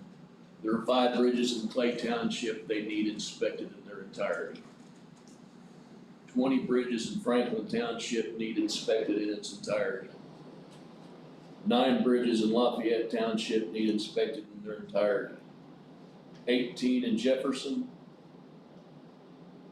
A partial in Washington of 7.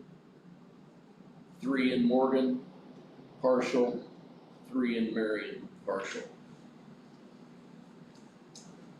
I've worked with Jack White, the EMA director, in regard to possible FEMA monies possible state monies being opened up. I met with, Doris Scully today, and Doris Scully is with the, U.S. Department of Agriculture, Conservation, Implementation Team Leader.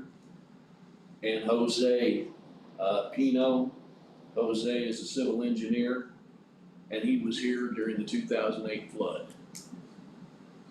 They inspected several locations with me today and are going to continue to do that.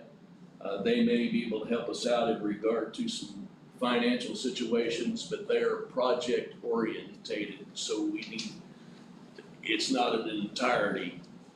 We find the projects that best fit for what they do, and we work on. They're not the people that replace our bridges or culverts, but they mitigate our watershed problems or drainage, things that can be repaired. They can help support us in making those decisions and And they can. financial. Yeah. Anything they do is 75-25, but the 25 from the county is can include our labor. I will get some things together for the attorney by tomorrow, but I would, they need a partner with the county, and that needs to be the Board of Commissioners. So after Jim looks over the intent letter from the Department of, the Department of Agriculture, if it meets his specifications, I would like for the commissioners to partner with them. I think that we partnered with them in 2008 during the flood. Yeah, it's gonna take a lot of work here, a lot of resources. First and foremost, and I don't have to tell you guys, because I know you're working hard at getting it done, but documentation, photos, everything that we can absolutely put on paper, have records of, is what it's gonna take to get any kind of help. Greg, you and I sit here in this same seat in 2019, and had $650-some thousand worth of damage. You got zero help from FEMA or anyone else. This county cannot handle those kind of situations. And trust me, folks, this one here is gonna be in the millions. It is probably good for Owen County, but bad for the other counties. Monroe, Clay, and Greene have been affected by this same rainfall. Owen County, it has been said that we were the epicenter of the rainfall, so we took the brunt of it. But the other counties being involved may increase our ability to get federal or state utilities. Yep. Now, gentlemen, you've heard me speak of Walt Wilson on many occasions. He is a vendor for ourselves in Clay County, a former county commissioner in Benton, and highway superintendent. He has assisted Clay County with FEMA monies before. He was here today and has offered that help. And that is at no cost to Owen County. Walt's just super guy. I'm sure he'll help us. Yeah. I would like to, your permission, none of the decisions made I would bring before the board, but I would like to bring him on board in regard to this. He's been through this many times. The crowd doesn't know. Walt's 92 years old and Still works every day. knows the highway system, state and local, inside and out. No, that's a good resource, and I definitely think you should bring him on. Well, he was here today, viewed things with me, has, suggestions in regard to FEMA, which I will get with, Jack White about, to continue on, the quest for funds. Ask the question. Sure. So as we're moving forward, knowing that we're broke, but we need to get things done immediately on a lot of things. And again, I know I can set up fund numbers and all of that. Do we just proceed and hope these fall into place in the next couple of weeks, or? Well, we can't overspend, obviously. Right. We only have so much money to work with, and that's where we're gonna have to stay into that realm until we see that help. some of these projects that we had planned may have to get put on hold to get the county back up and running. Unfortunately, don't want to have to do that. I've said it in this meeting before. I wished every road in this county was paved and we wouldn't have half the problems that we do, but we're not that kind of county. We have 22,000 people and there's only about 10,000 that work and support this tax base. So Greg, we're gonna have to take a good hard look at our projects that we have. Commissioners, I've been doing that. I figured you was gonna tell me that. I'm gonna be a bearer of bad news. The only projects, because of this disaster, we are capable of doing are our community crossing projects. Otherwise, gentlemen, we do not have the money. I will have to take the money we had planned for the other projects to fix these problems. And I totally understand that, and I'm sure these guys do. I know Dale's been out. He feels that he's got well over $1 million of damage in his district. And being in the construction industry, I'd say he's probably pretty close to that. I absolutely agree with Commissioner DuBois, and I'd say with the others in yours and Bob's district, we're probably close to $3.5 million worth of damage, especially if we start replacing bridges. So probably at this time, we ought to go ahead and take a vote on holding those projects until we get some of this money returned to us. So we're giving you a direction that you need to follow. Again, I don't want to stop any projects, but this is the precedent and we're gonna have to. We just need to be truthful with the public. Exactly. And I think that we're doing that here the best that we can. Obviously, we didn't want this rain event to happen any more than anybody else, but we've got folks here tonight that's wanting some progress in their situation, and we've already got commitments to other people that now we're going to pull those commitments off the table, and that's not going to happen for them. And I don't like it anybody than anyone else. The biggest thing is we go after as much money we can from federal government, soil and water, wherever we can get it from by our documentation, and I know you guys are going to do that. Jim, do you agree that we should go ahead and take a vote on holding our present projects until we get this taken care of? Or? Yeah, Commissioner, do you mind if I present a couple of numbers? Please do. So as far as, money, we don't have, this is maybe a more accurate picture. So on June 17th, these were our fund ledger amounts. So in Cume Bridge, there was $363,000. That's it, there's $363,000.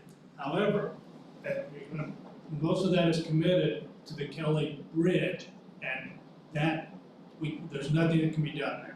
So it's $363,000 minus the money that's needed to do Kelly Bridge. Is there a rough estimate in your mind on what that would be? We're going to need $211,000 to do Kelly Road. Right, so there's $100,000 in Cume Bridge. So on the inspections, when they start looking at that, I mean, in all reality, there's $100,000 before that fund would go in the red, and that fund has already received its settlement. It won't get another settlement Till December, yeah. And Jim, can I just, real quick, and when he's talking about Cume Bridge, that is money that goes into our bridge and our culvert fund. So it's not just for bridges only, it also pays for culvert pipes and different things like that. So that $100,000 has to cover 700 miles of this county. That's what these gentlemen take care of. We have 28 employees at the highway department, 4 of them are office staff. So we have the rest of those people out taking care of 700 miles of road. So just so everybody understands what we're dealing with here. Okay. Commissioners are going ahead, then Greg has mainly three other major accounts, local road and street, 1169, 1173 MVH restricted, and 1176 motor vehicle highway. Rough numbers, not to the penny, but rough numbers on June 17, $600,000. Now, Greg, in addition to doing the community crossings grant program that's coming up, there's an obligation to save $50,000 per month starting this month. $250,000 has to be saved in order to proceed on the community crossings grant. Now, the other someone would say, hey, okay, but that's still $500,000. That's it. there's no penny beyond that. There is payroll, there is contracts, everything comes out of his budget. So again, being a very, very conservative estimate, $150,000 is about I mean, if you're talking about exhausting accounts, there. So Commissioner's not trying to be bleak, but I think you really have in the range $250,000 of discretionary money at best to fix $1 million problem. Did those figures sound within reason to you, Greg? I personally think you're being a little generous. Okay, I would agree too. I mean, I don't, and I accept that. Facts. I mean, it could be less. Right. If you wanna go to the lower range, maybe you got $50,000 of discretionary money and $100,000 in Cube Bridge. You took some of it today, yeah. Okay, Yeah, she took some of the money today for liability insurance. It comes out of different departments, and there was a big $90,000 or whatever it was. It's So- about 70, I can put it back. but in saying that, Commissioners, before you take your vote, it's totally your discretion, but the reality is, there's no money to do any other project but the community crossing grant, perhaps, and then to continue the Kelly Bridge, and then whatever. Right, and the reason I want to put it to the vote is I want to know that the public know that we're doing what we have to do. We're not just shoving it under the rug. We're saying these other projects that we have approved, we're stopping them right now to get the county back into shape. And again, I hate it for everybody, I really do. And gentlemen, I could, and I wanna, where you're all together, when we do this, I know that it puts it on hold, but in order to maximize our money, I have sitting on my lot 7,000 tons of millings. Now, those were to go on roads, but those are perfect things to bed culverts in with. Rebuild some of these gravel roads. Rebuild some of the gravel roads, they're paid for. No, and we're gonna have to use them. They were purchased to put down with the paper onto roads, but I could use them now and they're paid for. No, I agree. And so everybody understands too, trying to be as transparent as possible, we got $961,000 from the state, I think it was this year, for community crossing. That is correct. And we have to match that, which is roughly $250,000 out of our highway budget to do those projects. So that puts us up to $1.2 million. So those projects have already been established, approved by the state. We've already accepted their money, so we cannot go back on that. So those projects will happen. The other projects that we had planned in-house obviously will not. For those that are curious, to pave a mile of roads, roughly $100,000 to pave a road. So you can see how much it takes, and we're talking about, we don't even have enough to do probably a half a mile of road when it's all said and done for this year. But obviously if we get federal money to replace some of this stuff, and hopefully we can get something going by August, we can still get back out and recommit to some of these projects. Well, and I have monies that come in every month, but I have to make payroll out of those monies. I have to pay the liability insurance out of those monies. I think besides that, I probably have perf getting ready to come out of those monies. We're gonna hold off for a few. Oh, okay, You so. also have, you have equipment, payments. I do, We've got some new equipment. So, guys, at this time, I'm gonna ask that for a motion to approve of holding all current road projects that have been approved until further notice, based on income and money coming back either through FEMA, wherever avenues are, and I know that we're gonna look at several sources. Do I hear a motion? I'll make that motion.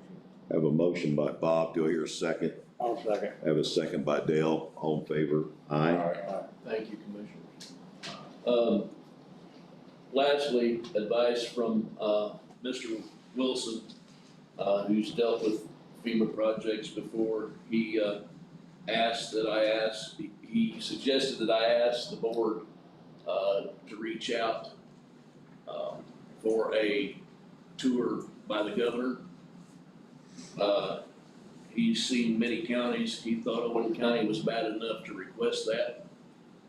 And that needs to come from somebody above me. We'll go to work on that.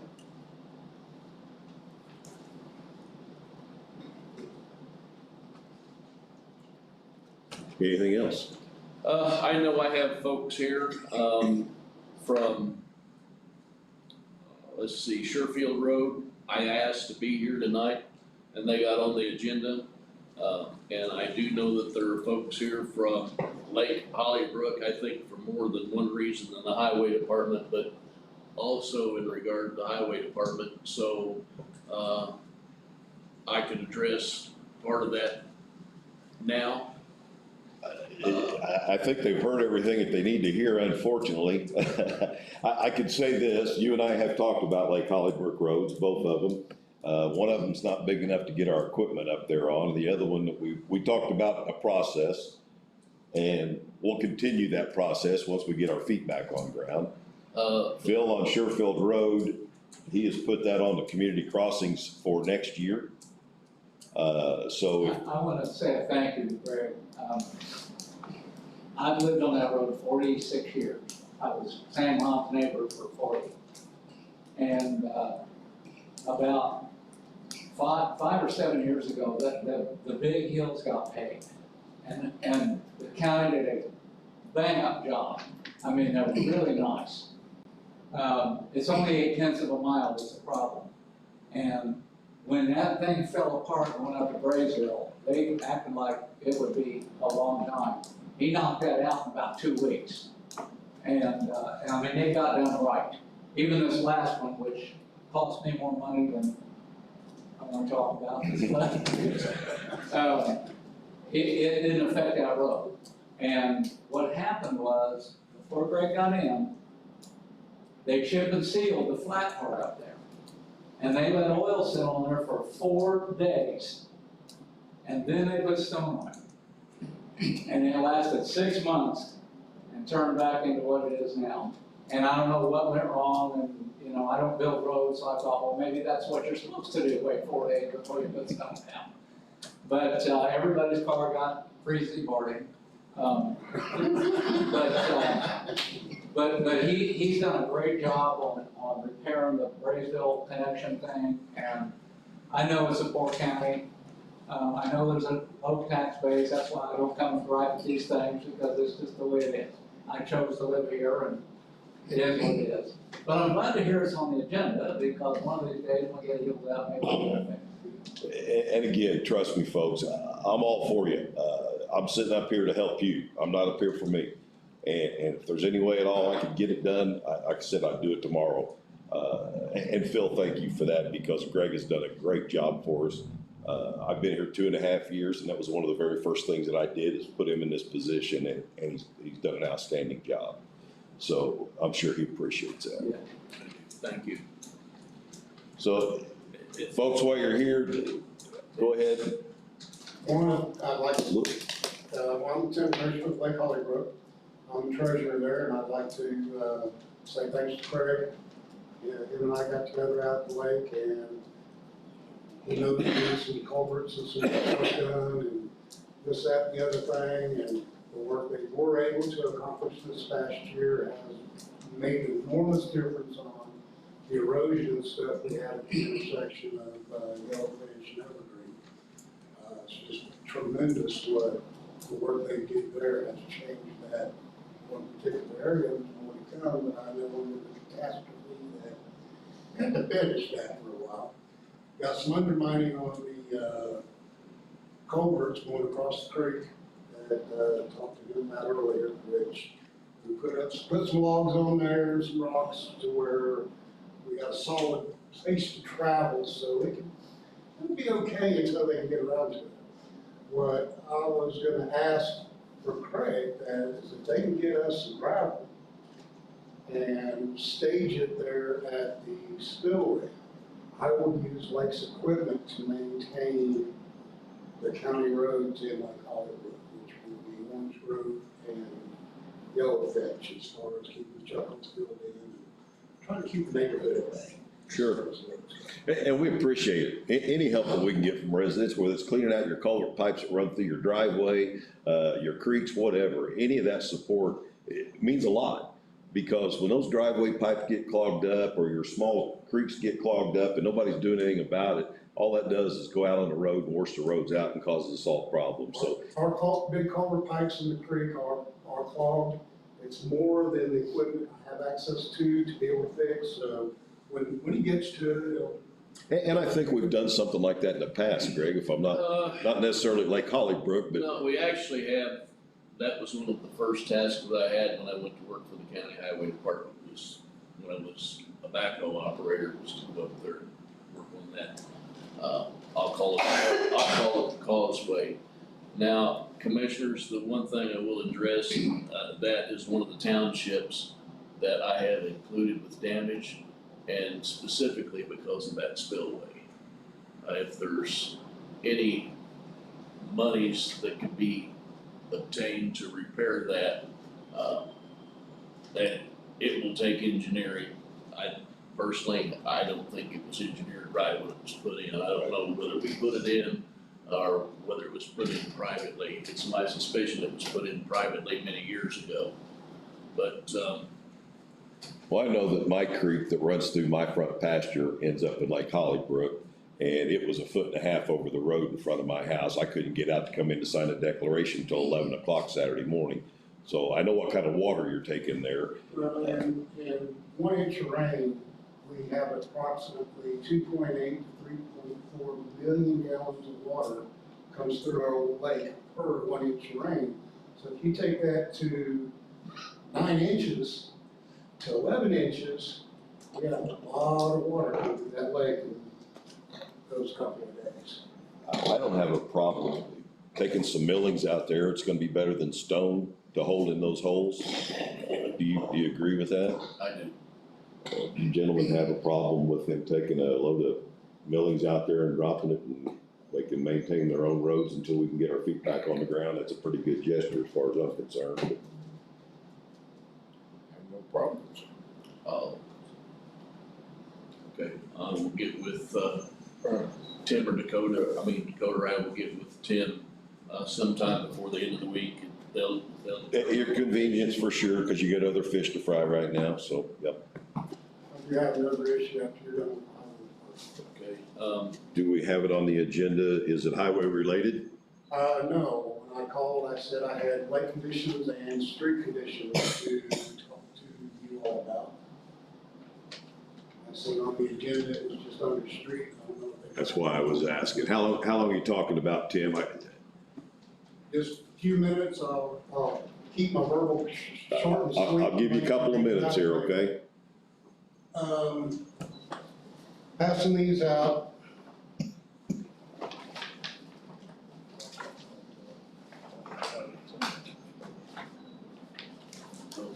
The front page, some of these didn't print very well, shows the watershed area of Lake Hollybrook.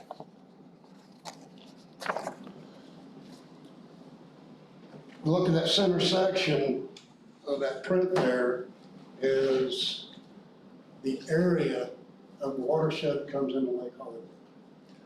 Last year, I came to you all and talked to you about hard particulates entering Lake Hollybrook, and the brakes were put on things due to an IDEM report from Emily Rubin. At that point, Emily Rubin was only able to inspect and has overseeing of the operational part of the quarry, which the report that I've handed you is the inoperational part of the quarry, which they pretty much failed that inspection across the board, and to this day, nothing had been done about it. The 3 pictures I showed you, 2008, 2000, and I believe it's 2005, 2008, is what that area should look like. 2018, we really started having a problem, which was right around the time of that inspection. That last picture, I believe, was taken after the rain event, satellite photo, to where the north end of the lake is literally completely gone. That is all limestone dust and hard particulates, which is mainly gravel. Talking with Senator Braun and Senator Bray's office, I'm not gonna read this to you, I'll let y'all read at your convenience. We have put together requesting the county commissioners apply for a federal block grant, which would help us to revitalize Lake Hollywood. It's very intense, there's a lot of figures in there. We're also teaming up with Devin Brown with Owen County Soil and Water, who's gonna be coming to you in the near future, asking you to sign on to his 319 grant for the. Not to disappoint you, but he just resigned 2 weeks ago. I just talked to him. Devin did? Yeah. Yeah, he was He's talking. finishing up a few things, I but think he's wanting to finish up the 319 grant. That I don't know, but I just know that he turned in his resignation. Like I said, we got that through email a couple of weeks ago, so I didn't know that, but there'll be somebody taking his place. Lake Hollybrook Association is going to partnership with him on this 319 grant. We're going to be working up a letter of intent on that. And And Tim, you and I have spoke, not to interrupt you, but you and I have spoken. I told you I would back you, help you, whatever I needed to do here. yes, sir. We've determined that it's privately owned lake. You guys have an association. The county is not responsible for it, but would be happy to help you in any way that we can. So I appreciate you bringing this information. Talking to Senator Braun and State Representative Eaton, they stated that our best avenue to go would be to ask the county council to ask the government for a block grant for the restoration of Lake Hollywood, being that it is almost 100 years old, a couple more years. It was built in the early 1920s. Page 2 kind of gives you a little history on the lake, the construction, everything that's gone there over the years. And talking to Janet Braun's office, she said the best way to go would be to ask you all to ask the feds for some restoration money for the lake. And I'm getting a letter of intent from the township trustee that would oversee the grant after it's handed down. Outstanding. No, just keep me in the loop. You got my number. Give me a call as things develop, and I'll also have Jim take a look at it as we move forward to make sure we're not getting ourselves in a situation of any kind, so. Right. Also, when we brought it up last year with the IDM report, it kind of got pushed off because Mr. Rubin said everything was good. If you looked at that report, they only measured the suspended particulates in the water. They never took a base load sample, which is all the stuff that's drug along the bottom of the creek. They sampled the water, seeing what was suspended in that water.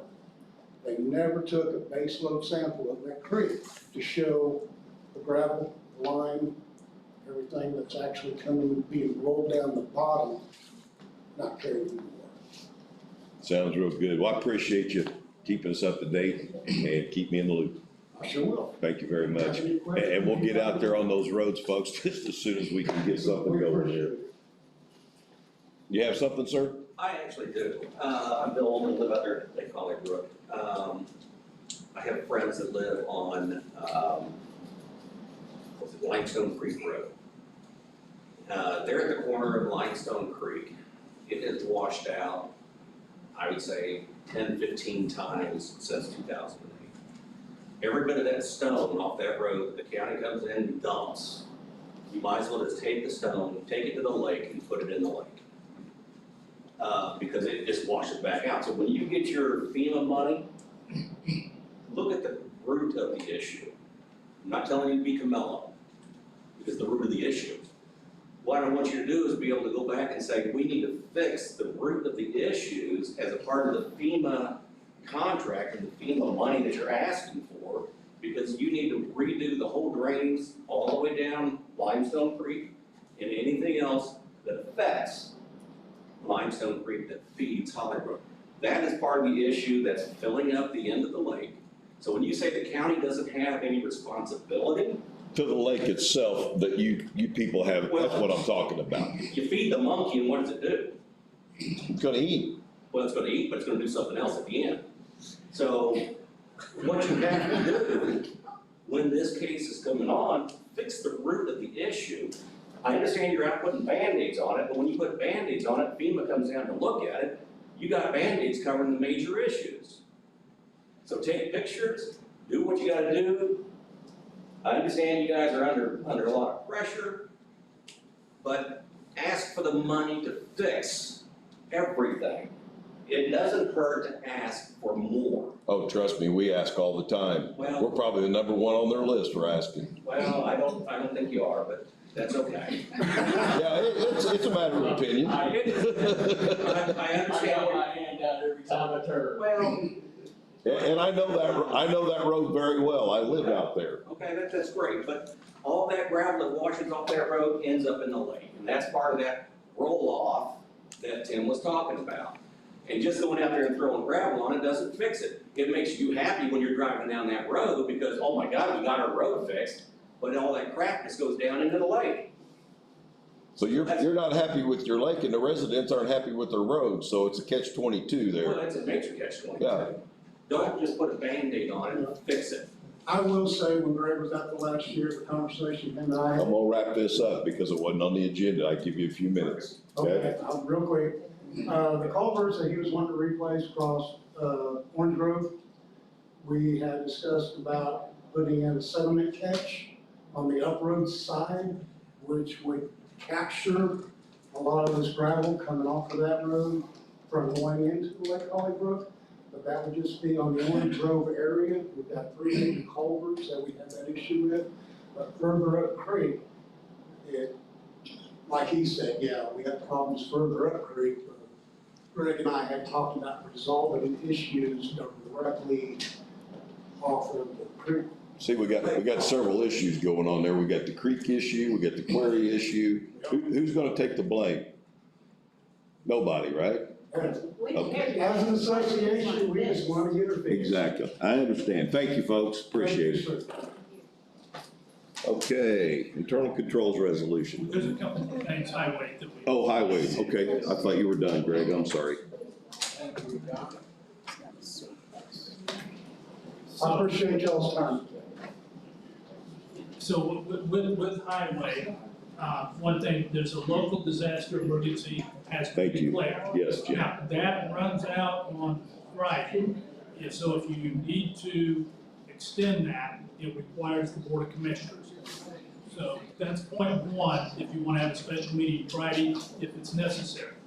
Part two, Greg, I don't know if you even want to or not want to, but if you want to declare an emergency for the purposes of contracts, what that would do would be, instead of Greg having to mail out or bid just to get information, if you declare an emergency today under 36-112-9, that would give the highway department authority to get 2 quotes to try and get a reasonable idea of how much some of these items may cost. Now, that's purely up to you, or if that's something you would want.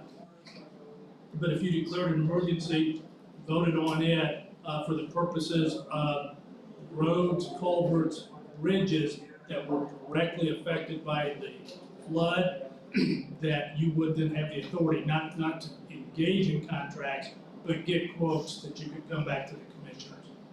That I think we definitely need to do. And then as far as Friday's meeting, if we go ahead and advertise it, and Greg's gonna be the one making that call when they get everything looked at, if you think that we need to extend it past Friday.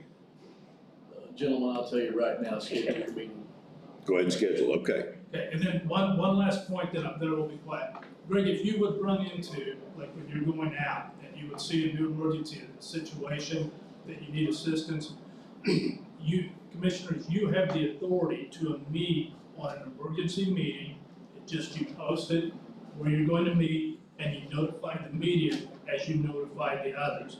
The reason I bring that up, just in case you would go out, like when this water goes down, and you run across a bridge, or a culvert you weren't aware of, and you need, a meeting, Gary, you have the authority to call an emergency meeting, post it, let the media know, and then you can go ahead and have your operational meeting. Okay, thank you, Jim, thank you. Okay, Sheila, so we want to make sure that we go ahead and schedule an emergency meeting. Do you think if we determine that now, you're pretty sure that it's gonna happen? Do we have to continue it no matter what? I got you, You've got Jim. your 7 days, then you need to. I was trying to beat the Yeah. system. You gotta re-up it on Friday. Right. The commissioners will make a determination and that will extend All right. the declaration. Schedule it for Friday, 10 o'clock, good for you guys, Friday morning? Anytime, I'd just soon do it. All right, It won't Jim, is take that long, good with gentlemen. you? I'm sorry, but we won't be in a position by Friday to call this off. Right, we'll just continue it, but we have to do it. Would you want to advertise it for flooding issues? So if you need to bring additional issues besides the declaration, you could go ahead and have those. Yes, please. So it'd be a special meeting for the highway department to discuss the flooding issues and emergency declaration. Paper is saying that they need 5 full days. That's what they get. Look, Okay, so just send it and be done. You send it to them and you notify them. Okay. Post it If they know locally. there's a flood, they're gonna have to adjust. Okay. Yeah. And gentlemen, we're gonna go ahead and quit. We prepared just a photo PowerPoint, but everybody's have been more. so long. We'll have more. You guys are exhausted. So we have it. For those that don't know, we went through this in 19, so we learned a lot. So I think we're at least ahead of the game a little bit on. Let's go ahead and declare the flood an emergency, so we can go ahead and do what Jim said. If you need to get quotes or bids, we can go ahead and get those things out there for things that we won't be able to handle. Do I hear a motion to approve the flood? What was the date? What was the date on that? June 19th? 18th, on Friday 18th. As an emergency for the highway department to quote projects as needed. I'll make that motion. I have a motion by Dale. Do I hear a second? Second. Second by Bob. Jim, do I have it pretty well covered? Sure, just for the minutes, it's Indiana Code 36-1-12-9. That gives you the authority to get quotes from two line and that line. They still would have to come back to the commissioners for approval. Very good. All in favor? Aye. All right. See you guys. Go home, get some rest. Is that a surplus? Oh, the surplus ordinance, yeah. Oh, gentlemen, you can go ahead and pass that tonight, but that 30-some thousand pound culvert that we couldn't pick up Floated away. is gone. Oh, so I mean, I'm no longer sure exists? It floated away. I'm sure it's going to float up somewhere, but I can't tell you where it's. All right, we'll just scratch it. Yeah, you told me that Saturday that it was gone. You know where Moon Mall Road is? Oh, the dead end, yes. Peach Creek. So this was. I'm gonna try to get the grader there in the morning Okay. and need a 8-ton of stone. Just scrap it. It goes up to Shred the it. first house. And from there on, road needs nothing, the guy prefers it the way it is. Okay, what time you reckon? I'm gonna try to get there, bring a stone about 11. It'll be there. Right. Oh, a small truckload. Okay. Can we be excused? Yes, you're excused, gentlemen. Go home, go home. We still have people out. Thank you. Thank you very much. Thank you, Greg. You guys get some rest. You too. Kathleen, you had something? We were just talking about the storm, so I just wanted to, if it's okay to do it now, or if you want me to wait to item K, it's up to you. Let's item K you, okay? Okay? All right, internal controls resolution. Sure, Commissioners, you'd asked me to take a look at this. So, I went and reviewed all the Indiana open door laws, and I had conversations with the Public Information Council. So, how this would work, under these different statutes, and I won't read all the statutes, but just give you the basics. If you would like to develop an internal controls committee, it would be subject to the open door and to meetings. Now, there's a list of different things you could do, so that I can prepare a resolution. The couple things that I would need: do you want 3 or 5 members? Those would be the 2 recommended numbers. And what that would mean then, if we use 3, if that's a decision, only 1 member of the committee can actually go meet with individuals. So I'm just gonna use department names, like if you assign someone to the treasurer, auditor, clerk, that would be in essence the liaison would get that information. 2 or more people from the committee could not. That would be a meeting. That would at that point you'd be having a meeting. If you go with 5 members, your cutoff is with 2. Now, these individual members can go collect information from the one person and bring it back. Then you would have an official meeting of the Internal Controls Committee. It would be advertised. There would be minutes kept, and then you could go through and make any decisions that you wanted to do and advise the commissioners or the council, depending on which policy would be most effective. But I think that's the biggest change that I want to bring everyone's attention, that it would be an actual committee, that it would require advertisement, and it would require all the open doors. And originally, Jim, I was looking through the information and it required a commissioner, a councilman, and another elected official if you did 3. Totally up to you on that, but those 3 would all be acceptable, and that would work if you would like to do it that way. Well, I know I've talked to Bob about this a little bit. I've talked to Polly. She's the council member that I think that would be best. I've also talked to Loretta Foster, the recorder. She runs a great office as far as budget. She also came from the treasurer's office. And then myself would be the 3, unless the commissioners feel that they want a 5-member board. But I think 3 is suffice. Jim, do you have that list? I had it. I wanted you to read out loud what the authority the Internal Control Board has. Sure. So we've had, the reason I'm saying that, we've had an issue. People seem to think that we don't have these in place, and we do. Now we're gonna establish a board to make sure that we do. Sure. So there's 2 things, or two, I'm gonna give you 2 answers here. The internal control standards, this is what's required by law, by 511.127. The Internal Controls Committee must establish internal controls for 1, control environment, 2, risk assessment, 3, control activities, 4, information communication, and 5, monitoring. Those are your statutory minimums that the committee would be reviewing and put in place. Now, for what I would call more permissive, these would be my recommendations to put in the resolution for the 6th if you think these are appropriate. It looks like if the size, your choice 3 or 5, this committee should have unrestricted access to records, data, and reports.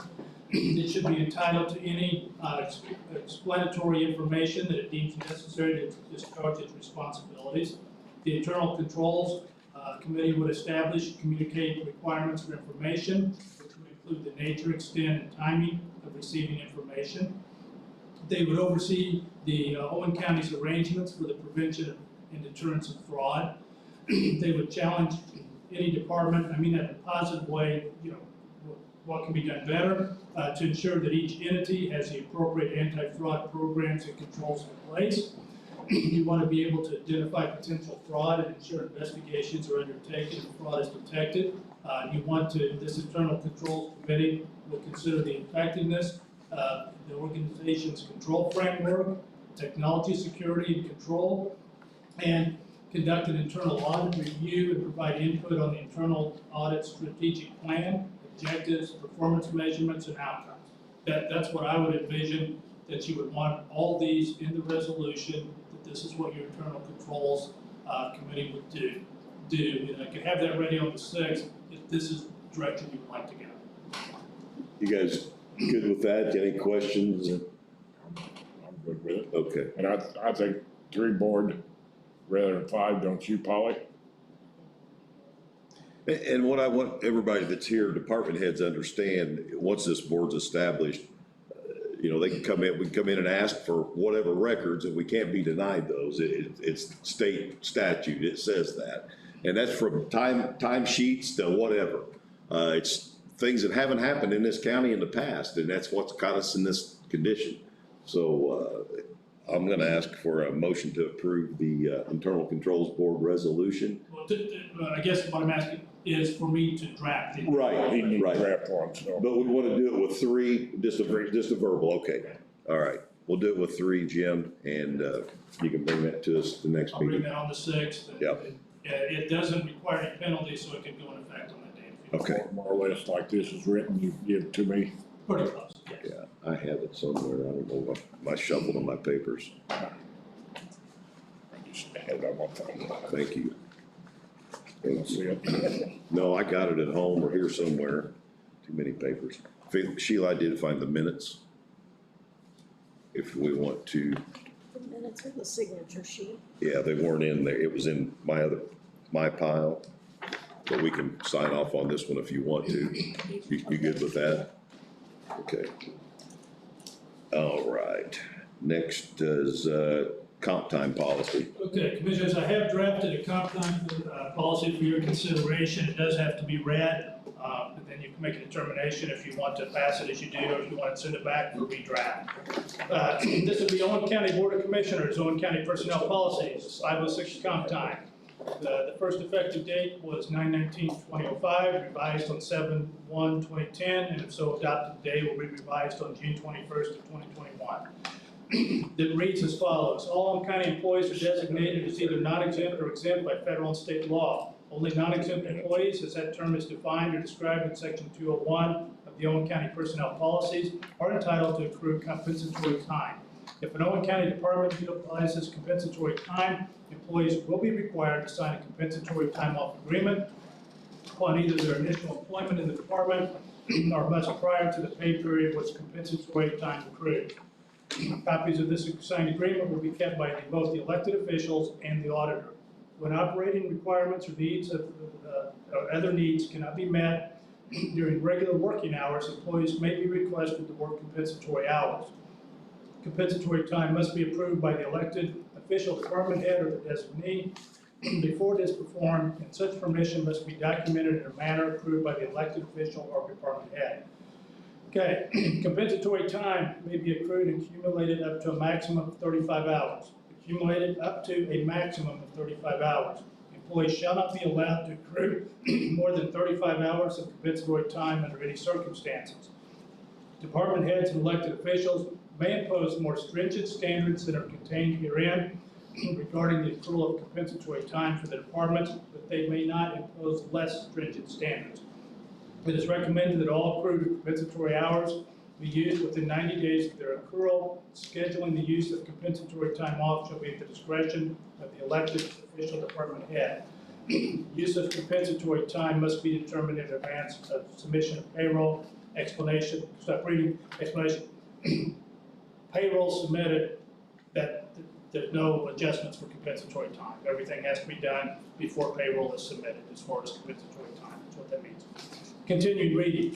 Employees with accrued hours in excess of the cap on or before the date of the revision will have those hours grandfathered.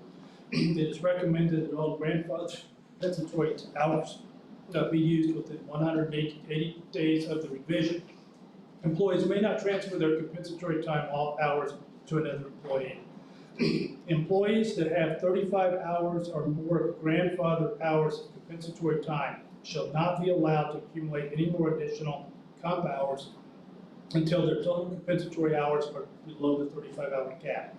Elected officials and department heads will provide the auditor with accurate and current records of all accrued compensatory time simultaneously with current payroll. All elected officials and department heads shall provide documentation showing compensatory hours calculated in accordance with this policy. Time off for compensatory leave, bereavement leave, sick leave, vacation leave, or personal leave, or emergency closings will not be considered hours worked for the purposes of calculating compensatory time. Time off for holidays will be considered as hours worked for purposes of calculating compensatory time.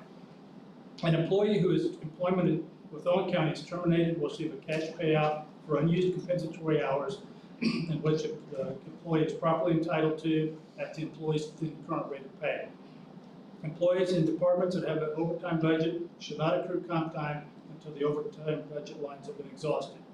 Any request for payment of compensatory time for current employees shall be presented or to the elected official department head to the Owen County Council. If so, it will be passed and adopted by the Board of Commissioners of Owen County. Regular meeting held on the 21st of June. Board of Commissioners Gary Bird, President, Robert Gray, Vice President, Del Du Bois, Commissioner, attested by Sheila Reeves, Auditor. Okay, Jim, before we move forward, we have a couple situations with different individuals, just like Jack right now. We've got an emergency.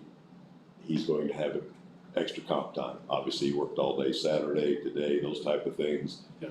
So how does this affect those situations? It doesn't allow. So that's what I'm saying. If you want where there's an exemption, where they would come much like the hiring freeze, then that could be, you could take a look at that on the 6th. But this does not address that. This just says it can't happen. Right. So if you want to have an exemption section, they would need to come to you as a commissioners for the exemption. Give me I like everything about this because it puts a stop and gets it under control, but we do need a separate page for BZA, planning department. She has meetings after hours, those type of things. So the question I would have, and not a debate, just know the question so I know, is like for the example of BZA, would the expectation be that only, still not to stay under 35 and adjust time, or the fact that in that case, like it's a one person, that there would be an excess of compensatory time allowed? Well, that's something I'd like to discuss, because with the one person in that department, sometimes it's difficult to leave, to take those hours off if there's still business to be conducted. Sure. So I think hers is a little different because Jack has over 35 hours on the books right now. right, Jack has a ton. Suzanne doesn't, I'm sure she's, yeah. Jack's is a problem, is one of the reasons. Sam, what do you have? I hope Jim, I think Jim understands it. This doesn't pertain to public safety or emergency response people. I hope you know that. It says you have, if you have overtime, it doesn't. It says it. FSLA provides right here that this comp time, I understand where you're going to about the comp time, so does not pertain to emergency personnel, first responders. Absolutely not. Jim knows that. I think Jim understands there's different guidelines for public safety and emergency response, ambulance crews and stuff like that. I want to make sure you understand that the 35 hours is not across the board. The standards right here. It tells you that FSLA states that your public safety activity, emergency response activity, people that's engaged in public safety activity are not under 35-hour policy. It's in the FLSA policy. But with that being said, the sheriff's department, we don't fall under the 35 hours. But I think rest assured one thing, the sheriff's department has kept their comp time within 80 hours for the last 4 years. So we make that happen, you know what I'm saying? We make sure that employees don't get over 80 hours. If they do, they have to take time off. Like my secretary accrued a lot of time, and now she's on vacation or comp time leave, whatever you want to call it, because she has to get her hours back in line with the 80 hours. But you need to understand there's different guidelines for public safety and emergency response people than there is from just other, well, I'm not I'm not saying anybody's better than anybody else, but there's different guidelines for public safety. But There's three topics, taking a look at the exemption, public safety, and then like the single, department. Why don't I take a look at that on a different page and take a look at those three issues? Is there anything that, though, in this particular policy, you want omitted or the standards changed in any way? This is absolutely fine for the general employment. We just got a couple of situations with some people, and I brought this up before, and I talked to the council about it. The election office, every 2 years, they have all kinds of comp time. They work Saturdays, they work after hours.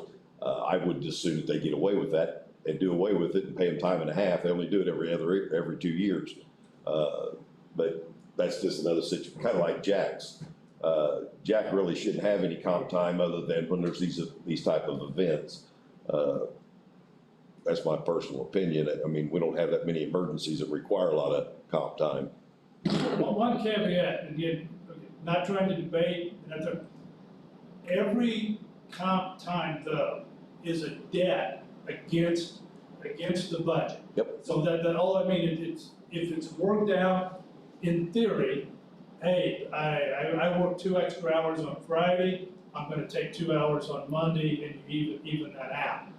When that does not occur, you can accumulate, in essence, tens of thousands, if not even over $100,000 in actual debt, that when every one of those employees leave, that's real money. That's where we're at right now. That's the only thing that's what I point out, not disputing the necessity in any way, but it's not free. It's an actual charge that it's basically an unfunded mandate against the county. And I agree with that 100%. Here's the problem that you have. This happened all along. The council doesn't budget for comp time. They never have, they never will. But the council doesn't budget enough overtime money to keep us out of that. You ain't gonna get an argument out of me. So I'm just saying, to be a happy medium, and I understand, we're entitled to 460 hours. Jim knows that, so do I, it's right here in paper. Now, as a sheriff, I'm not gonna let any of my people accumulate 460 hours comp time, because the county can't afford it. We can't afford it because we can't let people off time to do what they need to do anyway. But the council's gonna have to take a real hard look at the fact they don't budget enough overtime. If the overtime was budgeted properly in the departments that need it, we would not have to have comp time, period. That's my opinion. Now, I don't work in these offices in this courthouse every day, but I just don't see a need for somebody to be here till 6 o'clock. I don't. Well, and I'm not picking on nobody, I don't want anybody here to think I'm picking on them, because I am not. I know what it's like to have to work all weekend. You know, they're not gonna pay me anything more for working all weekend. That's okay, because I'm an elected official. But some employees only work 35 hours a week. I preach this to the council, till I'm blue in the face. They should be working 40 hours a week. Everybody else does. But when you get over that, then you get into paying either overtime or comp time. And if you're not budgeting enough for overtime, you have to pay comp time. You have no choice. When you run out of overtime money, you're paying comp time whether you like it or not.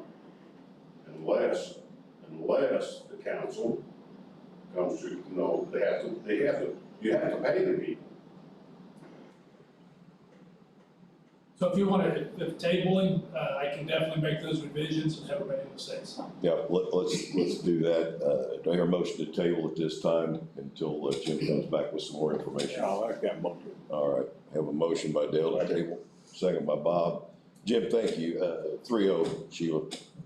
I think your new internal controls board will be able to help keep an eye on that. Yeah, and you're right. The internal controls will be a part of that because it does include time management, those type of things as well.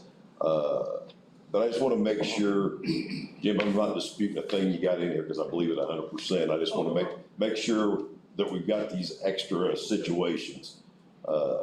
Because what do I do if I've got an EMA director that's maxed out at 35 hours and we have an emergency? I said, well, you can't come to work, you know? Totally makes sense, totally makes sense. And Gary, you know, this comp time thing has been going on for 9 years. That they've been bringing it up, and nothing's been done about it. So it's getting resolved, and it needs to resolve. I agree with you, I'm saying. All right, thank you, Jim. Okay, where'd my agenda go?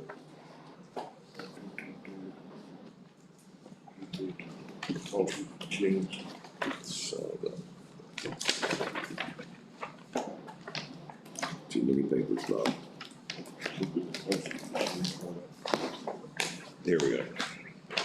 All right. Quadrant postage machine. Commissioners, I was asked to review a purchase order for them. Two things that are needed. We do need, I think the first, we need documentation from Quadrant that they are actually. And the other thing I just bring up for your discussion, this proposal is for 63 months, over 5 years. I didn't know if you would want them to quote a different proposal, maybe not quite that way. Yeah, it's a long term.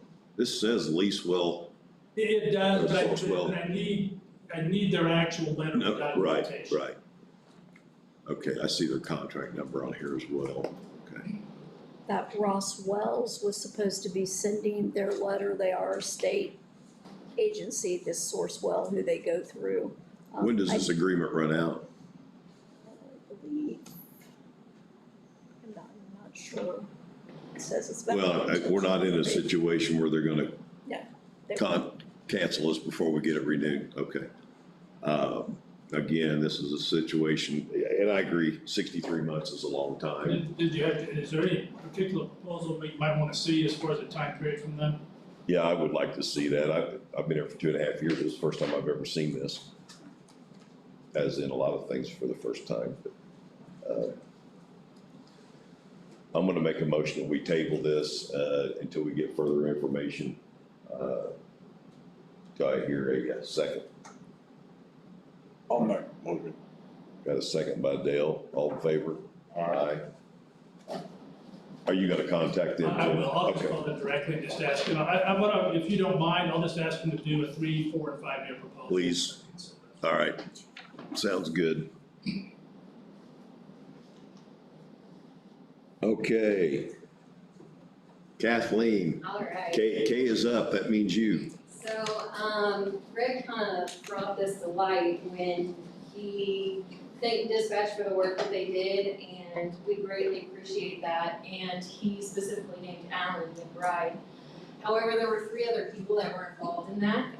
Night shift started on Friday at 6 p.m. was with Leialoha and Mariah Singh. So they're the ones that they worked from 6 p.m. to 6 a.m. They took the brunt of the phone calls of the initial storm coming in. And then that next morning on Saturday, Alan and Dorothy Oliver picked up at 6 a.m. to finish helping clean everything up that was going on within the county. So just some call volumes that I was able to pull quickly before I came over. On Friday, they processed 224 calls. On Saturday, which our time starts at midnight, it was 420 calls. So most of those calls were Saturday into Friday night, Friday into Saturday morning, I'm sorry, and then through that day shift until 6 p.m. was 420 calls. There was only 2 people that worked 12-hour shifts, so 420 calls were processed by 2 people, plus calling county highway, plus calling electrical companies, all the notifications and everything that was going on, all the radio traffic that they have to monitor and make sure everybody is safe and everything is going on. So one of the things that I think there is starting to become a good understanding of what dispatch does, but I think this incident kind of helped shine the light on what dispatch does, that nothing happens in this county that doesn't go through the 911 center. So that's kind of something that we need to remember, that everybody did an amazing job during this entire situation, from county highway, sheriff's department, rescue squads, fire departments, EMS, and we need to make sure we always include dispatch in that as well, so. And you're right, and earlier on, I left you out, and I apologize for that, it wasn't intentional. I had other things on my mind at the time, but, no, you guys took an amazing amount of calls, and I know that you're short-staffed down there, we've been fighting that issue. Again, I'm on your team, I think you need more help, I wanna deal with your comp time and payout down there. That's been going on for 3 or 4 months, and it's still getting its feet dragged, so. Yeah, long time. But, again, you got my support, I wanna get that stuff paid out so these people can get some time off. Because here we go, you know, situations like this arise, and, we're not doing what we're supposed to as leaders, so.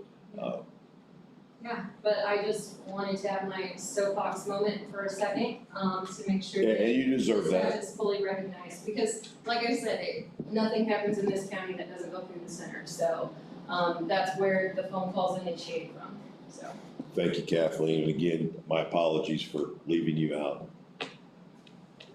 I'll blame it on Bob and Dale. All right, there is no other. Do you have anything, Polly?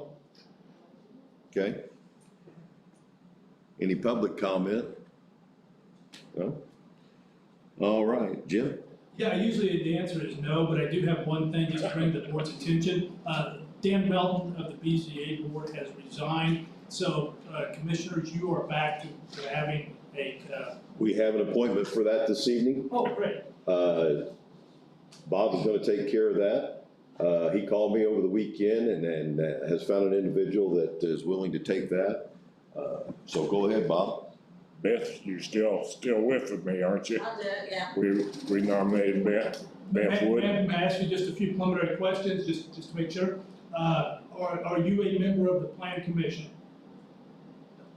Do you hold any elected office or appointed office outside of a precinct committee? And are you a resident of Owen County, meaning the county part, not Spencer or Gosport? Yes. Meet our qualification. All right. Bob, would you like to make a motion on the approval? I make a motion, we nominate Beth Wood. I'll second that. All in favor? Aye. And ma'am, if you would, with the new clerk, she will swear you in, so you need to be sworn in. And if you would contact Suzanne Simmerman, and she'll put you on the board. Thank you, Beth, for volunteering. We appreciate that. These spots are hard to fill. And while we're on that subject, we also have another position that we have to fill. At the end of May, David Weaver's term at the library board expired. That is a commissioner position.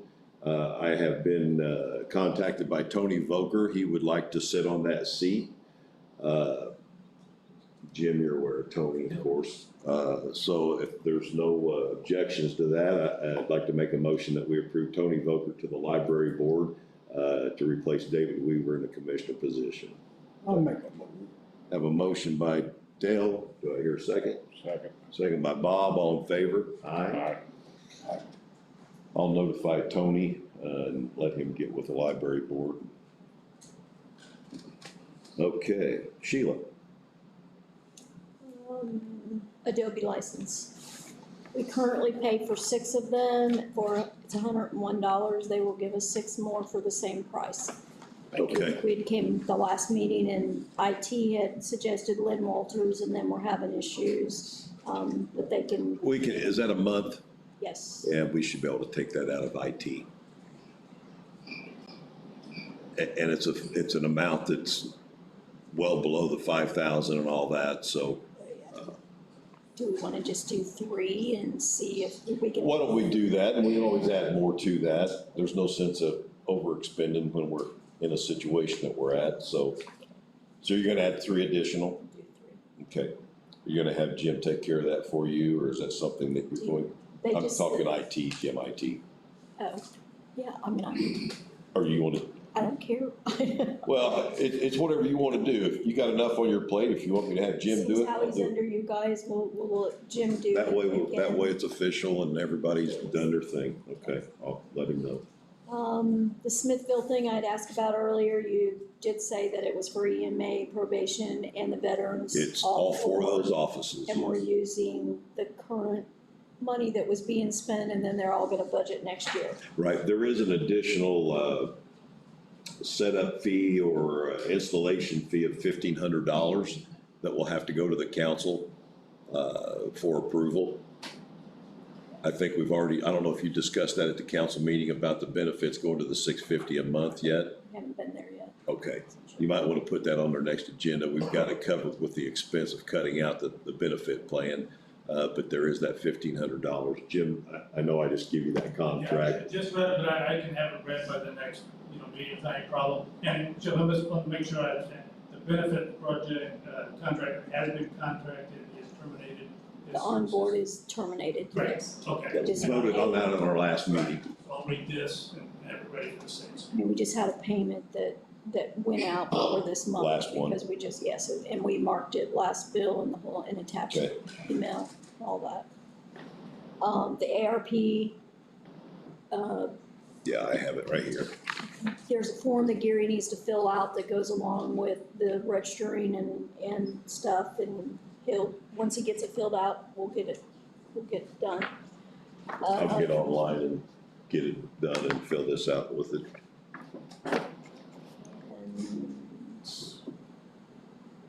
The credit cards went out. We did the 3, we have the 2 in reserve.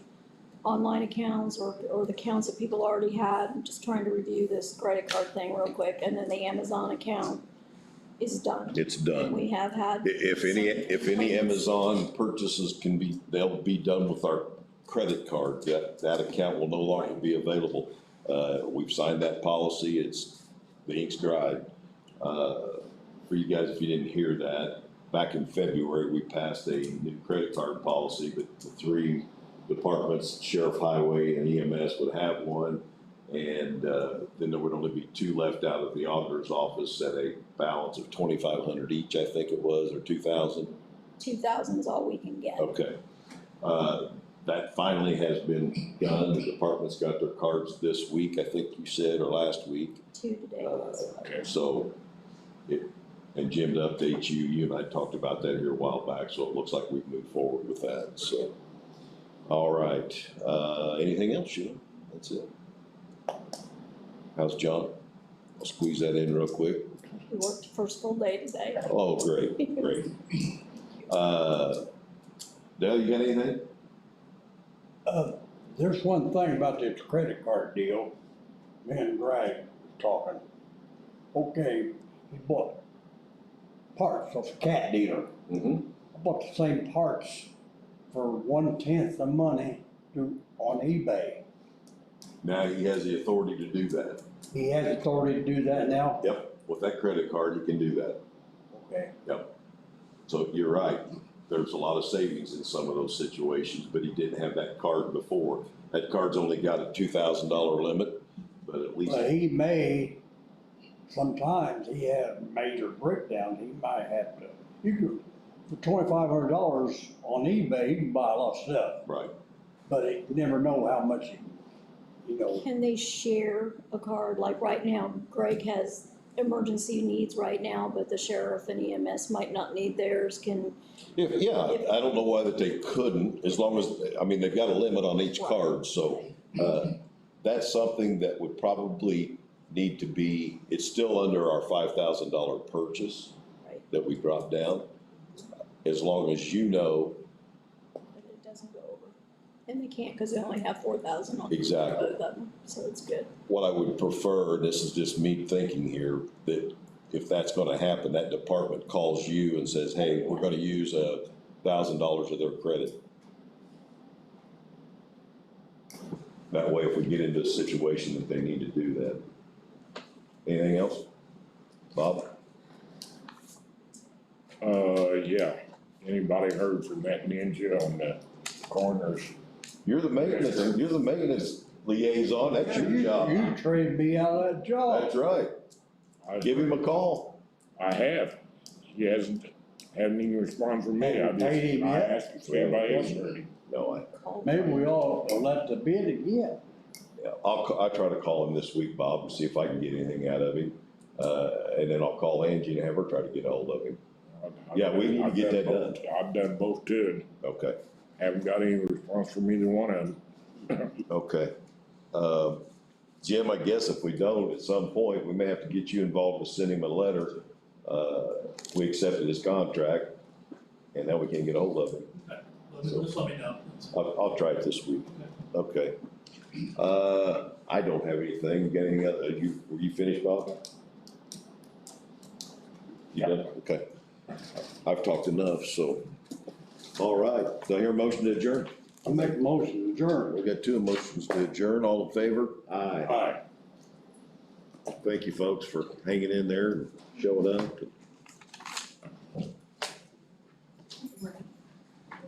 Jim, would you send that